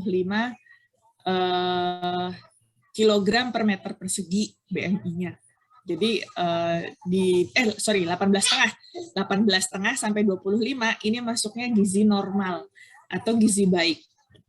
Di bawah 18,5 itu namanya underweight atau kekurangan gizi. Di atas 25 masuknya overweight, kemudian di atasnya overweight masih ada obes. Tapi sebenarnya BMI itu tidak selalu menggambarkan kondisi dia itu pasti sakit atau enggak gitu ya, karena tubuh kita itu komposisinya nggak hanya lemak, tapi ada otot juga. Kadang kalau ototnya besar dan ototnya terlatih, itu juga mempengaruhi berat badan. Makanya ada orang yang BMI-nya 29, tapi badannya kenceng, sterek gitu kan, badannya bagus gitu, karena dia melatih otot. Jadi yang berat itu nggak cuma lemaknya, tapi ototnya gitu. Ada orang yang BMI-nya 23, tapi kok kelihatannya gendut gitu kan, karena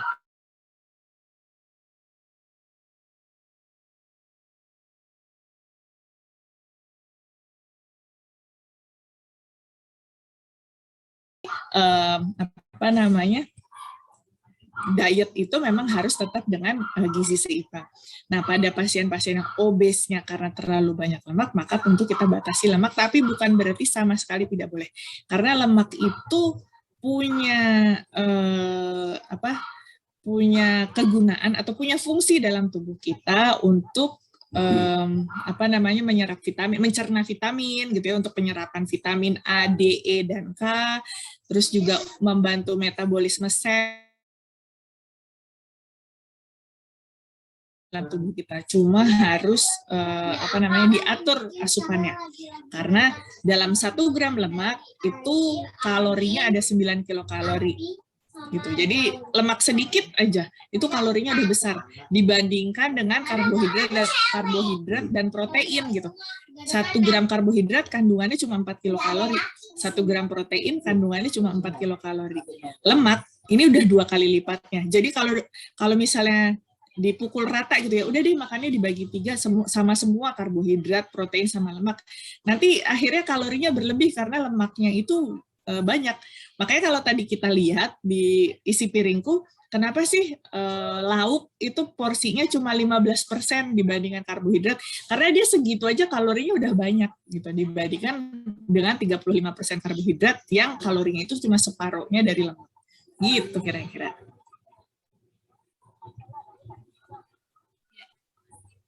Sekali ya penjelasannya ya. Jadi kalau patokannya tadi kita lihat BMT-nya ya, body mass BMI. BMI-nya, maaf sorry, BMT atau BMI, oke. Jadi itu perhitungannya tadi Pak sudah disampaikan, mungkin ada yang belum tahu ya? Belum ya, perhitungannya itu cara ngitungnya yang di atas ini yang akan dibagi itu berat badannya, terus dibagi dengan tinggi badan kita dalam meter. Ini apa namanya, nggak bisa coret-coret di sini nih. jadi misalnya saya nih, berat badannya 56 kg. Tinggi badan saya 160 cm. Nah, untuk mengetahui BMI itu caranya 56 kg ditaruh di atas, kemudian dibagi tinggi badan saya tapi dikuadratkan. Jadi 160 cm ini dijadiin meter dulu. 160 cm dijadikan meter, kan jadi 1,6 meter ya.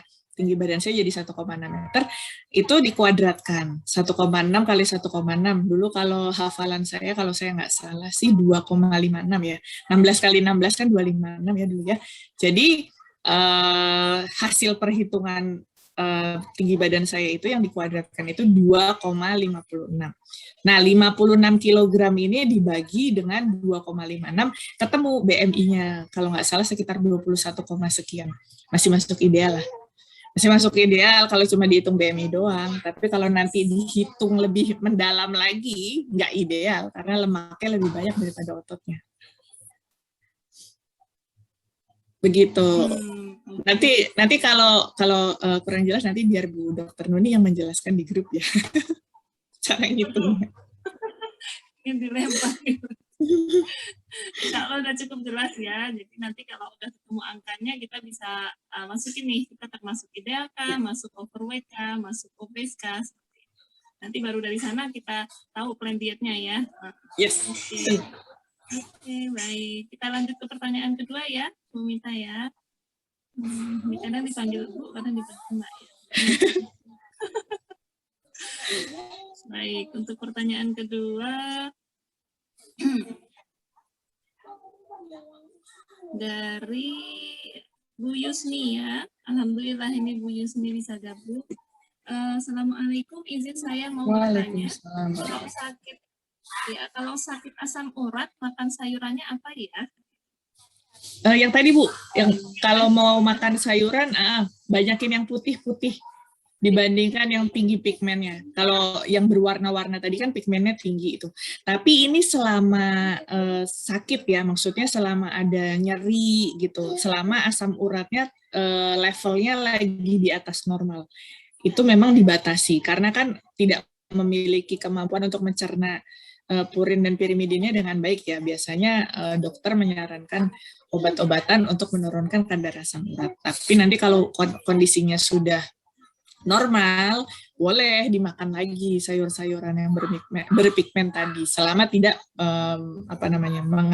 menimbulkan nyeri gitu, dan diatur kadarnya jadi tidak berlebihan. Tapi sebenarnya asam urat itu tidak hanya disebabkan oleh sayuran yang berwarna hijau pekat gitu ya. Biasanya untuk diet asam urat itu juga membatasi asupan jeroan. Kalau jeroan itu bigno lah ya, kalau udah punya asam urat atau ginjal gitu, hiperkolesterol atau kolesterol tinggi, itu sebaiknya memang menghindari jeroan.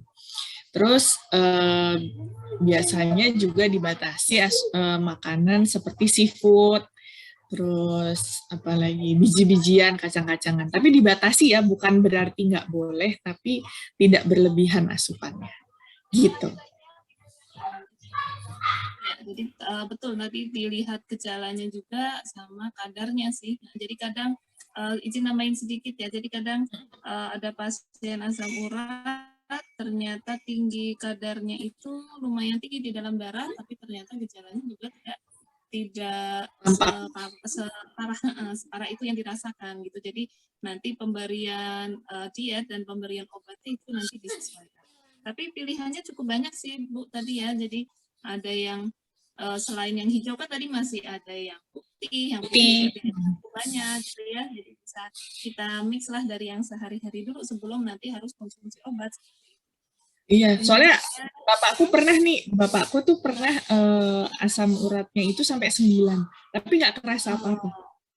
Ternyata ini pengaruh obat. Kan Bapak kan ini ya polifarmasi kan, karena pasien jantung kan obatnya sampai 8, sampai sekarang udah 10, sekarang obatnya sekarang udah 10. Jadi kadang asam uratnya juga naik. Akhirnya dokternya juga ini ngasih obat asam urat gitu, walaupun nggak ada gejala, tapi harapannya supaya nggak sampai melambung tinggi kadar asam uratnya. Ya, banyak faktor memang ya, termasuk asupan minum juga berpengaruh ya. Oke, baik, lanjut ke pertanyaan ketiga ya. Dari Ibu Milati Kamalia. Assalamualaikum Kak Mita, mohon izin bertanya. Waalaikumsalam warahmatullahi wabarakatuh. Banyak orang mengharamkan makronutrien, dalam hal ini karbohidrat dalam dietnya demi turun berat badan. Mereka hanya mengkonsumsi sayur dan buah saja. Nah, buah dan sayur apakah juga mengandung buah dan sayur apakah juga mengandung karbohidrat? Dan apakah kebutuhan karbohidrat tercukupi hanya dengan mengkonsumsi sayur dan buah saja? Terima kasih. Ini termasuk salah satu yang lagi ini. Ini pembahasannya bisa ya. Bu Mil nih, Bu Mila nih duta glowing DIY nih. Jadi kalau tadi saya nyindir, saya kaget ada Bu Milati juga di sini nih yang paling sering mengkampanyekan jangan lupa pakai sunscreen kalau lagi olahraga. Beliau nih pegiat olahraga banget, Masya Allah, ada di mana-mana, dan jangan lupa ikuti media sosialnya karena beliau inspiring banget dalam menjaga kesehatan luar dan dalam ya. Sekalian promoin Bu Milati nih. Oh, owner ini juga owner salon muslimah juga di Jogja. Nanti mampir-mampir yang ke Bantul, kalau ada yang ke Bantul jangan lupa mampir ke Bumi. Bu, aku nanti digratisin ya kalau main ke Bantul. Oke, ya sekarang ada macam-macam diet ya, macam-macam banget jenisnya. Tadi yang Bu Mila tanya itu ada yang mengharamkan karbo dan lemak, nggak makan karbo, nggak makan lemak, tapi banyakin di sayur dan buah. Ada yang kebalikannya juga, nggak boleh sayur, nggak boleh buah, banyakin lemak, kurangi karbo, itu juga ada. Tuh. Jadi akhirnya nggak imbang, asupannya nggak imbang. Mungkin itu kan tadi tujuannya turunin berat badan ya, tujuannya untuk menurunkan berat badan. Kadang ada yang tercapai beneran turun 12 kilo dalam sebulan, 20 kilo dalam berapa bulan gitu ya. Yang dicapai itu cuma pengen nurunin berat badan secara secara segera, secara cepat, secara mendadak, atau pokoknya waktunya singkat gitu ya, pengennya yang cepat kelihatan.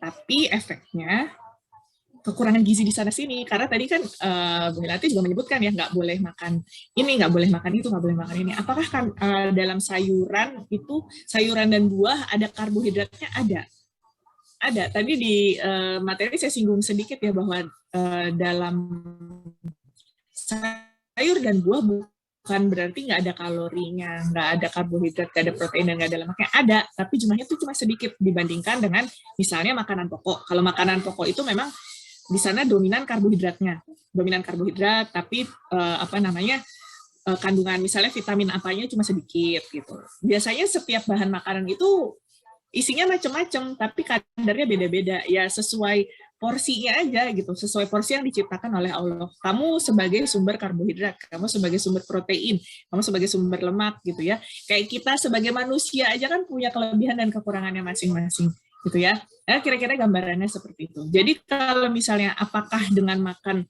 buah dan sayuran itu bisa terpenuhi kebutuhan karbohidratnya, tergantung seberapa banyak yang dimakan. Jadi misalnya gini, kalau dalam 100 gram nasi itu terkandung 175 kilokalori gitu ya Kak, kalau yang kita cari kalorinya. Itu karbohidratnya mungkin sekitar 40 gram ya.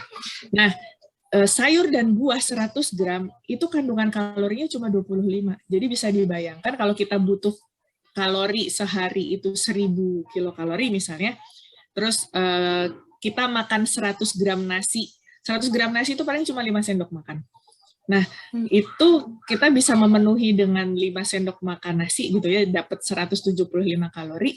Kalau diganti dengan buah itu harus berapa kilo gitu kan. Buah dan sayur itu harus berapa kilo gitu kan.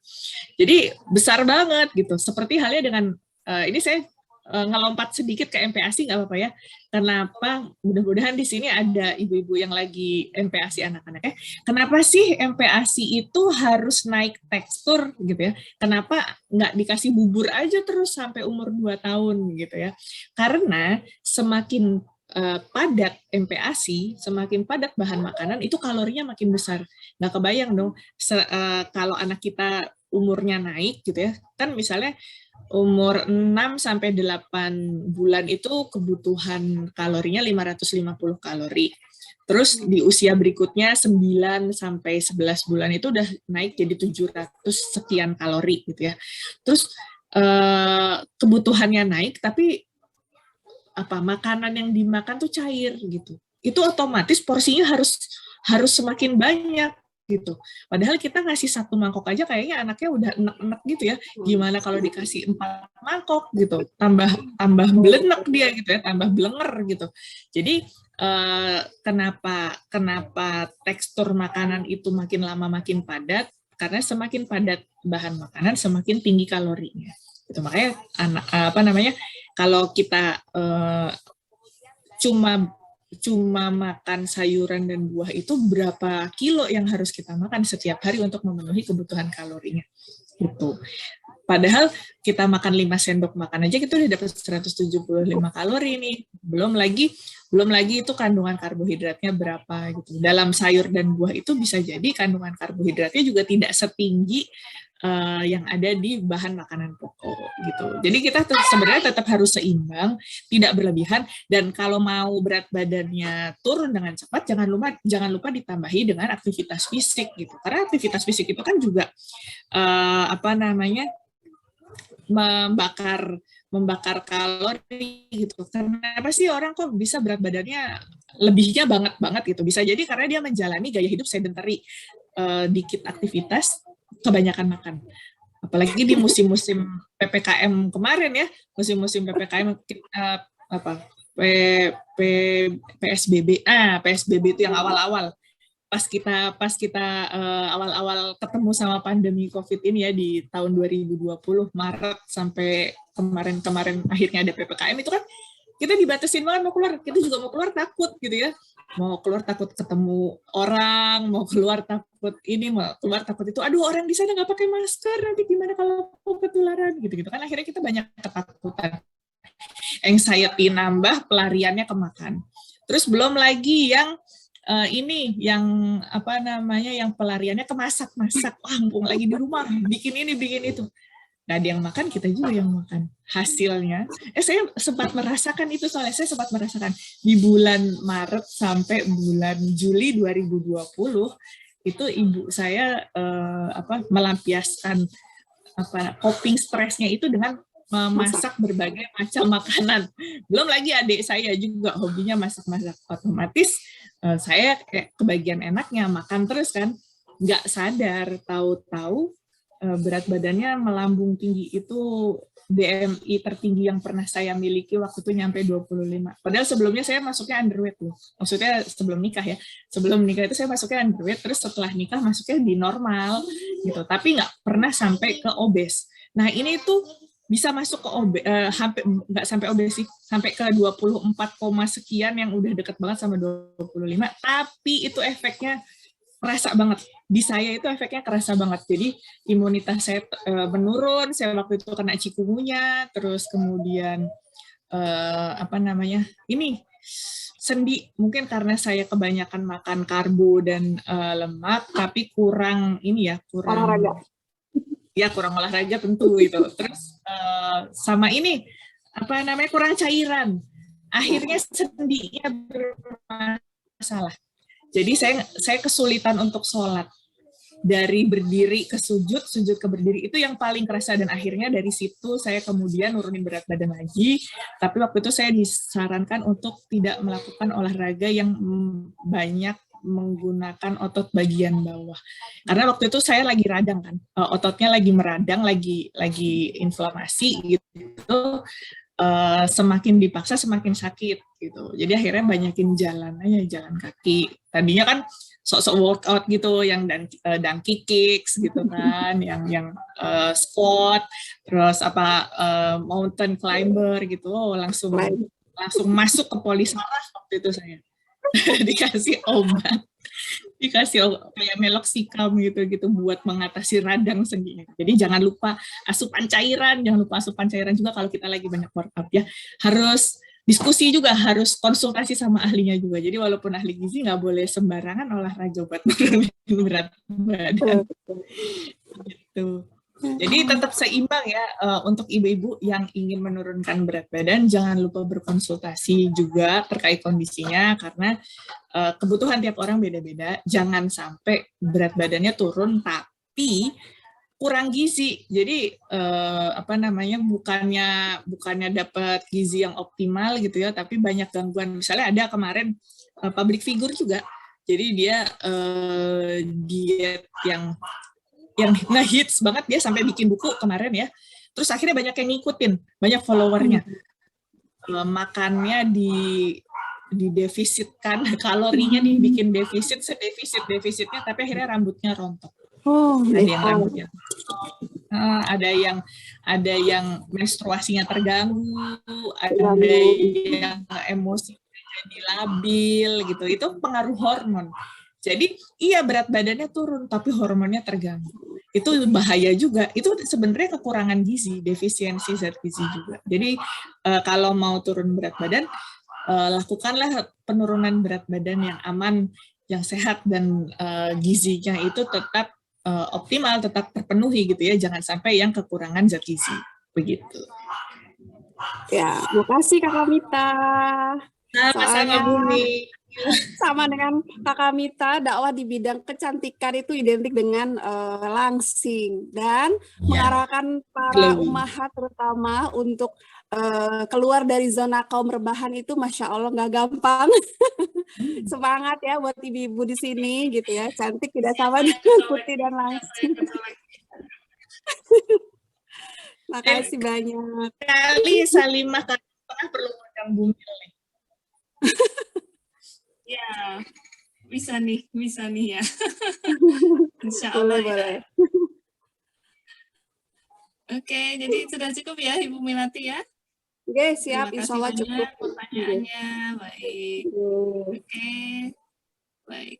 Waktu kita masih ada ya sekitar 5 menit lagi ya, 10 menit untuk tanya jawab. Lanjut ke pertanyaan terakhir, Mbak Mita. Ini pertanyaannya adalah, nah dari Ibu Irma izin bertanya, apakah kandungan nutrisi dari sayuran itu berkurang ketika dimasak? Dan untuk buah-buahan, jika dalam bentuk jus tanpa tambahan gula, ini maksudnya apakah mungkin nutrisinya berkurang juga gitu ya? Silakan Mbak. Ya, ini pertanyaan yang banyak ditanyakan kaum ibu juga ya, apakah kalau dimasak nutrisinya berkurang? Saya bisa bilang iya, benar berkurang. Jadi saya pernah nih di satu WhatsApp grup gitu ya, ada yang nanya tentang benar nggak sih kalau dimasak nih sayuran berkurang gizinya gitu. Terus akhirnya kan sekarang banyak ya aplikasi-aplikasi yang menggambarkan nilai gizi. Terus saya pakai contoh kangkung segar itu kandungan karbohidratnya berapa, proteinnya berapa, lemaknya berapa gitu. Terus tumis kangkung itu kalorinya juga ada, kalori berapa, karbohidrat berapa, lemak berapa, protein berapa. Terus saya tanya sama member di grup itu. Gimana tafsirannya ibu-ibu melihat postingan saya gitu ya. Jadi antara kangkung segar sama tumis kangkung gitu. Ada yang berkurang? Ada yang berkurang. Kayak proteinnya berkurang, iya, gitu kan. Terus apalagi ya waktu itu yang berkurang, karbohidratnya berkurang, iya. Tapi ada yang naik, lemaknya naik. Iya kan tumis kangkung pakai minyak, gitu kan. Terus kalorinya juga naik, otomatis naik, lemak naik, pasti kalorinya juga naik. Jadi sebenarnya dalam proses memasak, itu ada yang berkurang, tapi tidak benar-benar hilang, dan juga tidak benar-benar berkurang, gitu, bisa bertambah.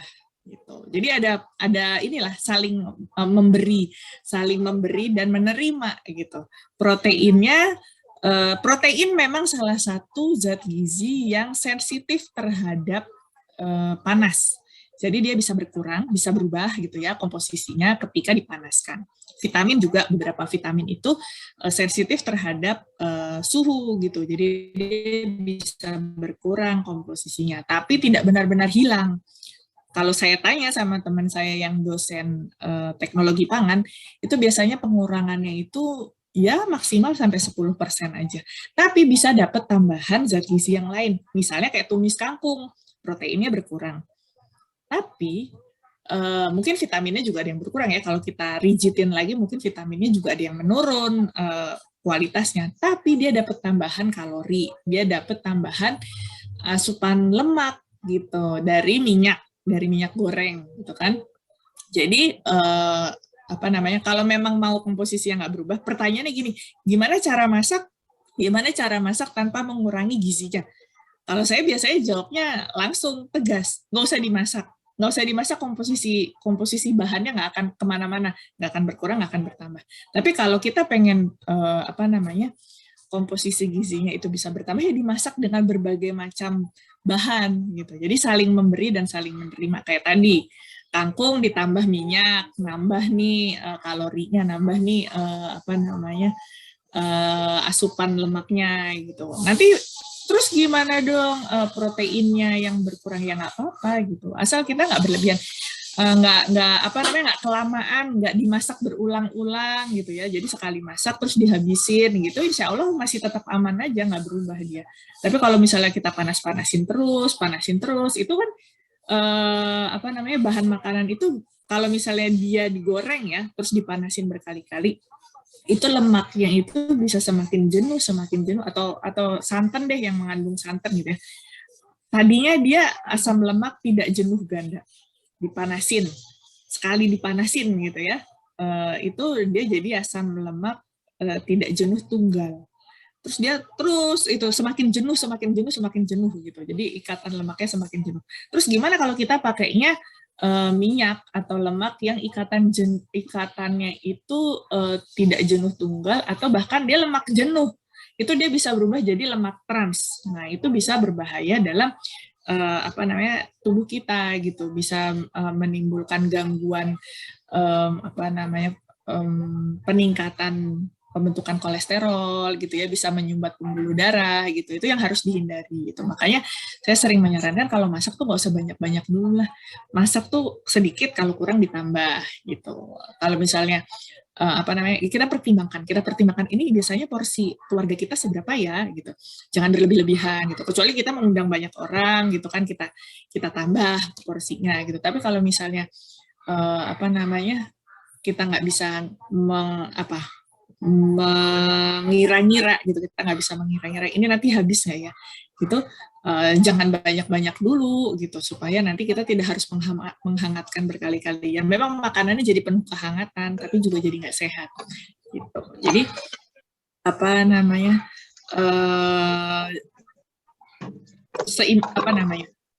secukupnya aja gitu.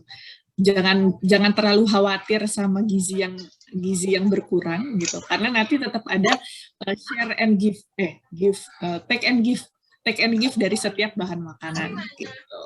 Jadi kalau kita terlalu takut, aduh nanti kalau masak ini nanti jadi gini, enggak, insya Allah nggak se ekstrim itu. Jadi tetap ada kelebihannya ketika dimasak, karena kalau kita makan yang mentah juga itu sekarang bahayanya kan ada pestisida, ada insektisida ya, kita bisa kena penyakit juga dari situ kalau misalnya makanan itu tidak kita olah dengan matang.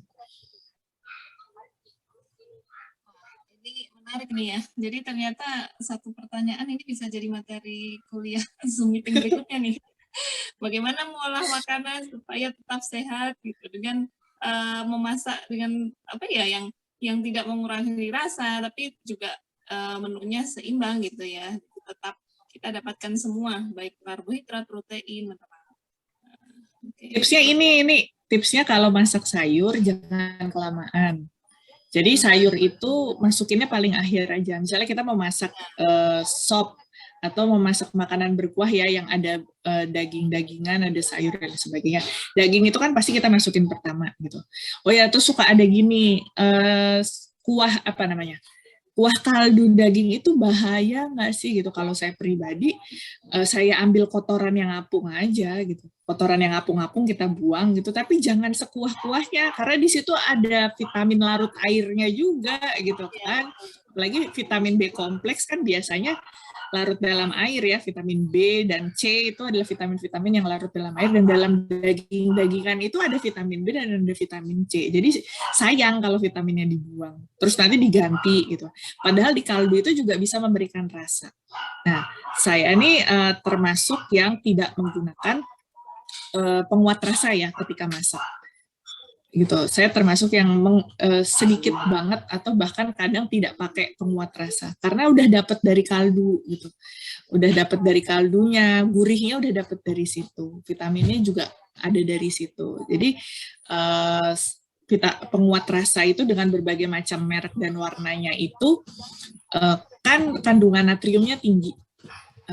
Harus dihindari nih supaya kita nggak berlebihan karena kadang kita jajan di luar sana masih pada pakai penguat rasa dengan aneka macam merek itu kan gitu. Jadi yang di rumah aja yang dikurangi. Bahkan kalau saya biasanya lebih banyak ke penggunaan bumbu dapur kayak bawang putih gitu ya atau kemiri gitu. Kita dapat antioksidannya, dapat enaknya juga gitu.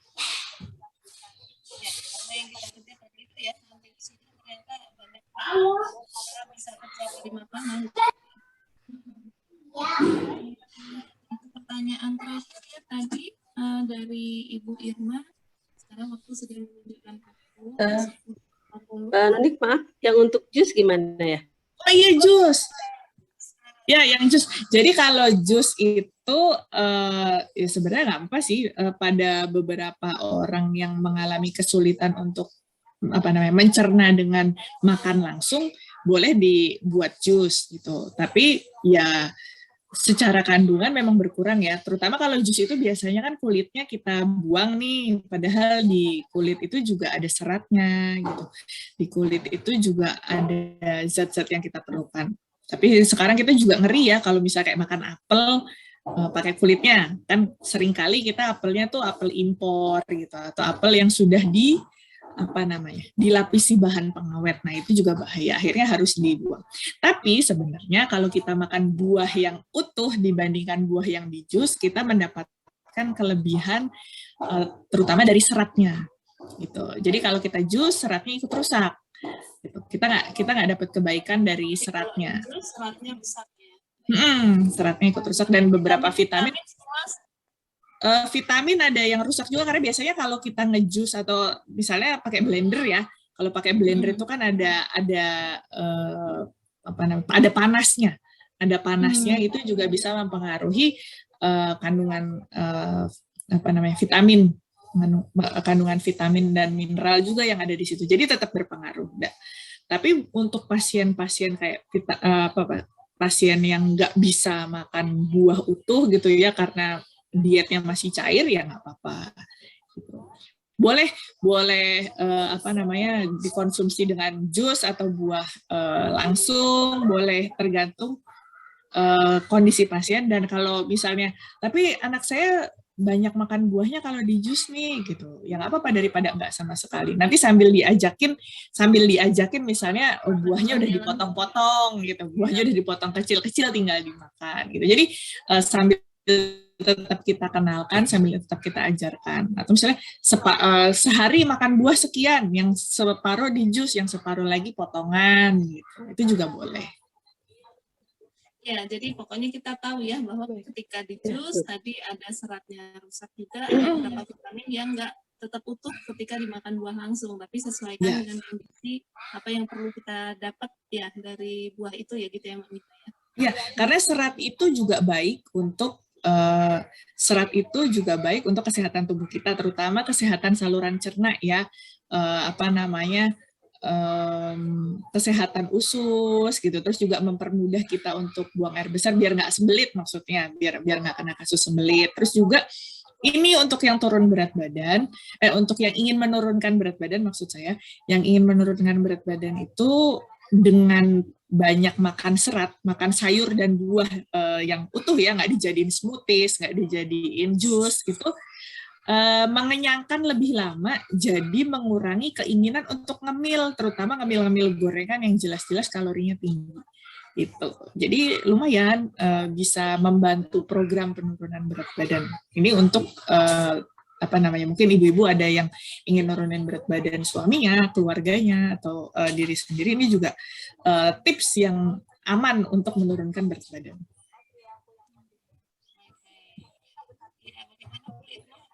Mbak Nuni, menyambung yang tadi masalah gorengan tadi, sekarang kan lagi tren yang air fryer ya?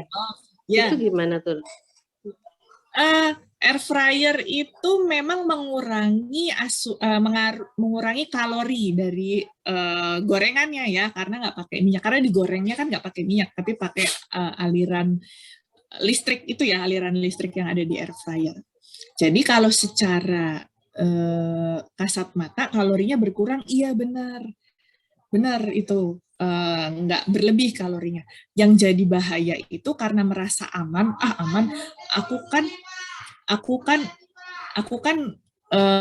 gorengnya pakai air fryer gitu kan, jadi nggak apa-apa dong makan gorengan, terus akhirnya jadi berlebihan, kalorinya tetap nambah karena porsinya jadi berlebih gitu. Jadi bahayanya di situ, menganggap aman terus akhirnya berlebihan dalam konsumsinya gitu. Kalau misalnya udah digoreng pakai air fryer tapi porsinya tidak berlebihan, ya itu masih oke lah, karena tidak menambah asupan kalori dari minyaknya. Tapi kalau porsinya jadi berlebihan, itu yang bikin bahaya dan menggagalkan program pengurangan kalori itu tadi. Gitu, Bu Irma. Bu Irma kan yang bener yang nanya ya? Ya, baik, terima kasih. Sama-sama. Oke, sorry. Seru banget sebenarnya ya kalau kita ngomongin tentang ini ya. Jadi kan itu apa yang kita temui sehari-hari gitu, dan itu adalah tanggung jawab kita ya. Kalau saya sih banyak kecolek karena ya itu tanggung jawab kita sebagai seorang istri gitu ya, seorang ibu untuk menyediakan yang terbaik gitu buat anak-anak dan suami gitu. Jadi itulah pentingnya kenapa kita tahu bagaimana dietnya, kemudian bagaimana supaya mencapai menu gizi seimbang seperti itu. Oke. Ini sebenarnya kalau dari waktunya sih kita udah habis ya. Cuman ada yang ngechat satu pertanyaan lagi nih. Gimana Mbak Mita? Oh, boleh. Ada yang memberikan respon dari Bu Erlina ya.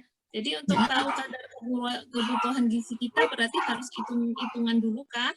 Nah, kemudian pertanyaan dari Bu Esti, izin bertanya, ibu saya terkena diabetes, apakah untuk konsumsi nasi perlu didinginkan dulu untuk mengurangi kadar gula pada nasi panas? Gimana? Dijawab kalian? Oke. Kalau misalnya hitung-hitungan, ya untuk lebih tepatnya sih biasanya dihitung ya. Kalau saya karena memang tanggung jawab saya sebagai dietitian gitu ya. Walaupun saya nggak selalu ngitung apa yang saya makan. Maksudnya saya nggak setiap mau makan ngitung dulu. Ini berapa gitu. Ngitungnya cuma sekali aja. Misalnya gini, kalau saya pribadi ya, kayak kemarin saya mengalami hampir obesitas itu.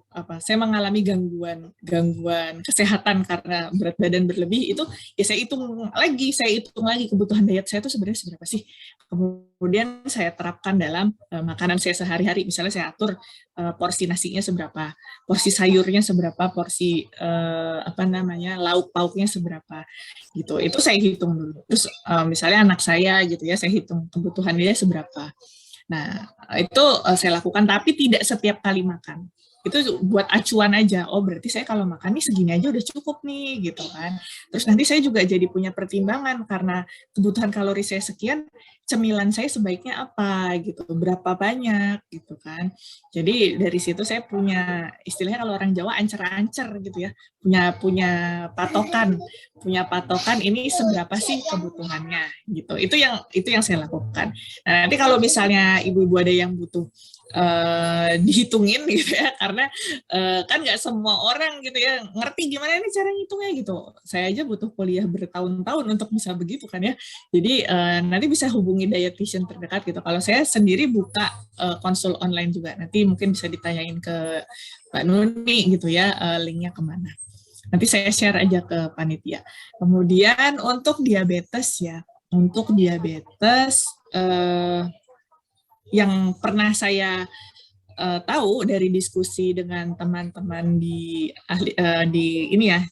grup alumni Gizi itu memang ada pengaruh dari nasi yang sudah didinginkan terkait dengan gula darahnya.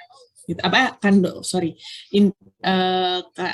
Pengaruhnya ke gula darah kita gitu ya. Jadi tapi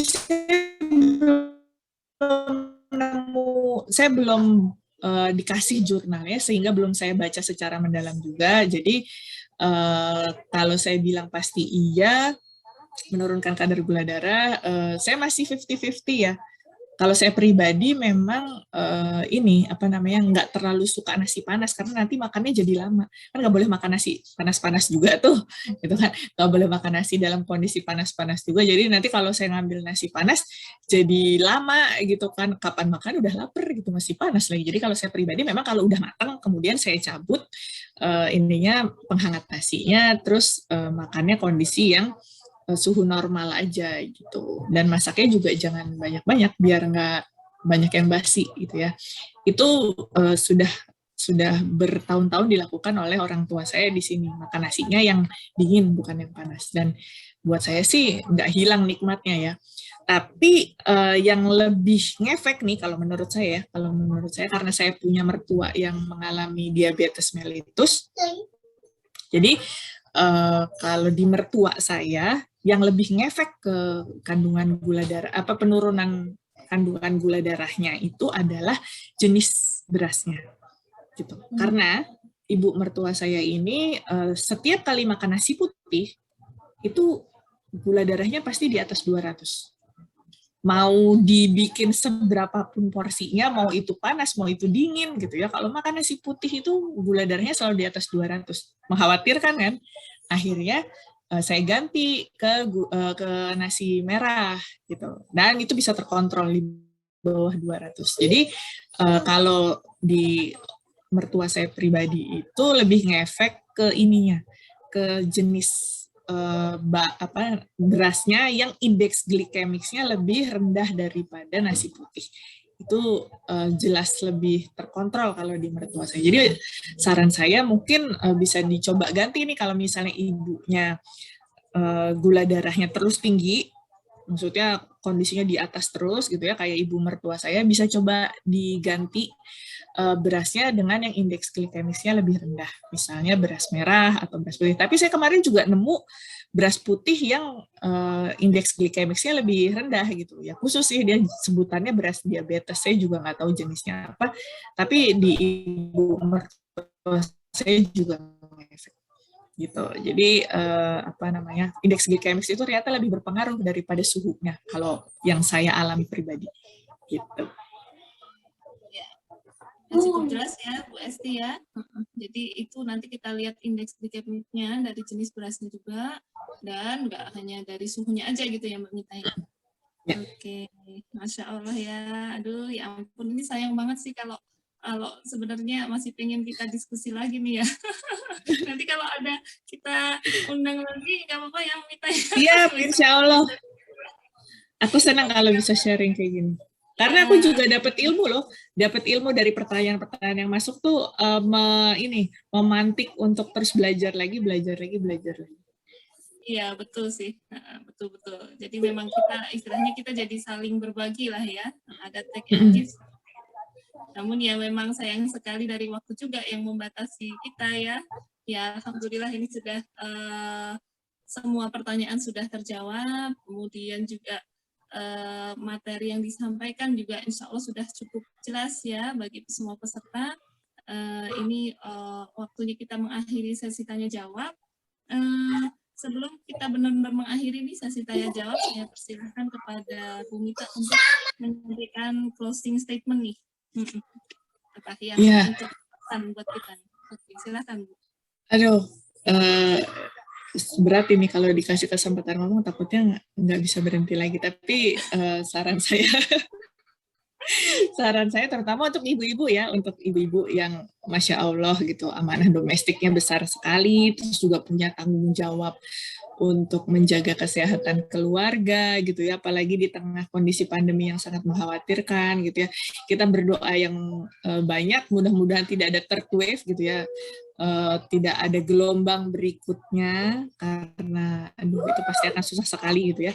Jadi, pengalaman saya kemarin 2 minggu di rumah sakit itu saya benar-benar berdoa jangan ada gelombang pandemi berikutnya, karena saya nggak kebayang gimana kondisi di rumah sakit kalau sampai ada third wave gitu ya. Keluarga yang harus ditunggu itu yang lagi sakit kan itu mungkin lebih aman ya ada di ruang intensive care gitu. Tapi gimana dengan keluarga yang menunggu gitu, mana banyak banget gitu. Jadi sampai hari ini saya tetap berharap terutama ibu-ibu yang ada di sini ya untuk menjaga protokol kesehatan.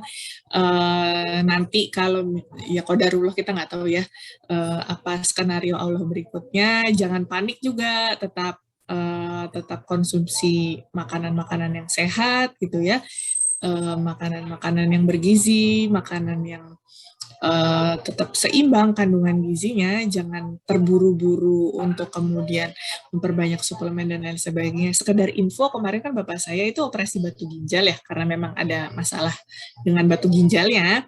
Tapi berita nggak enaknya, kemarin pasien yang cuci darah itu meningkat drastis di Rumah Sakit Fatmawati. Saya nggak tahu apakah ini ada hubungannya dengan meningkatnya konsumsi suplemen di masyarakat selama pandemi atau enggak. Mungkin itu Bu Nuni nanti yang lebih paham ya. Tapi selama kita menjaga gizi seimbang tadi ya, makan makanan yang bergizi, beraneka ragam, aktivitas fisik yang juga dijaga, insya Allah kondisi tubuh kita akan tetap sehat, imunitas kita juga terjaga gitu ya. Jadi dengan kondisi yang masih di tengah pandemi ini, insya Allah kita juga lebih bisa bertahan. Dan mudah-mudahan itu bisa ditularkan ke semakin banyak orang di sekitar kita, entah itu keluarga kita sendiri, atau keluarga besar kita, atau tetangga-tetangga kita. Mungkin nanti ibu-ibu yang ada di Salimah juga bisa mengkampanyekan ke binaannya masing-masing ya, ke majelis taklim binaannya, atau komunitas-komunitas yang dibina oleh teman-teman di Salimah. Gitu Bu Nuni.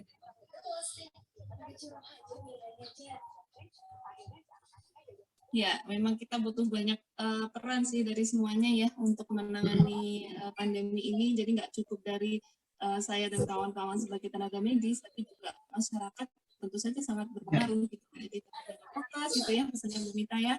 Dan jangan lupa kita juga harus tetap makan, minum, istirahat cukup untuk selalu sambil tentunya kita selalu berdoa ya kepada Allah untuk memberikan kesehatan kepada kita, dan apa yang sudah kita lewati di pandemi ini semoga terus membaik. Ya kita sama-sama berharap semoga tidak ada gelombang-gelombang lagi gitu ya. Kita berharap mudah-mudahan Allah segera menghilangkan wabah COVID-19 ini ya dari muka bumi. Amin. Gitu. Amin. Terima kasih banyak Bu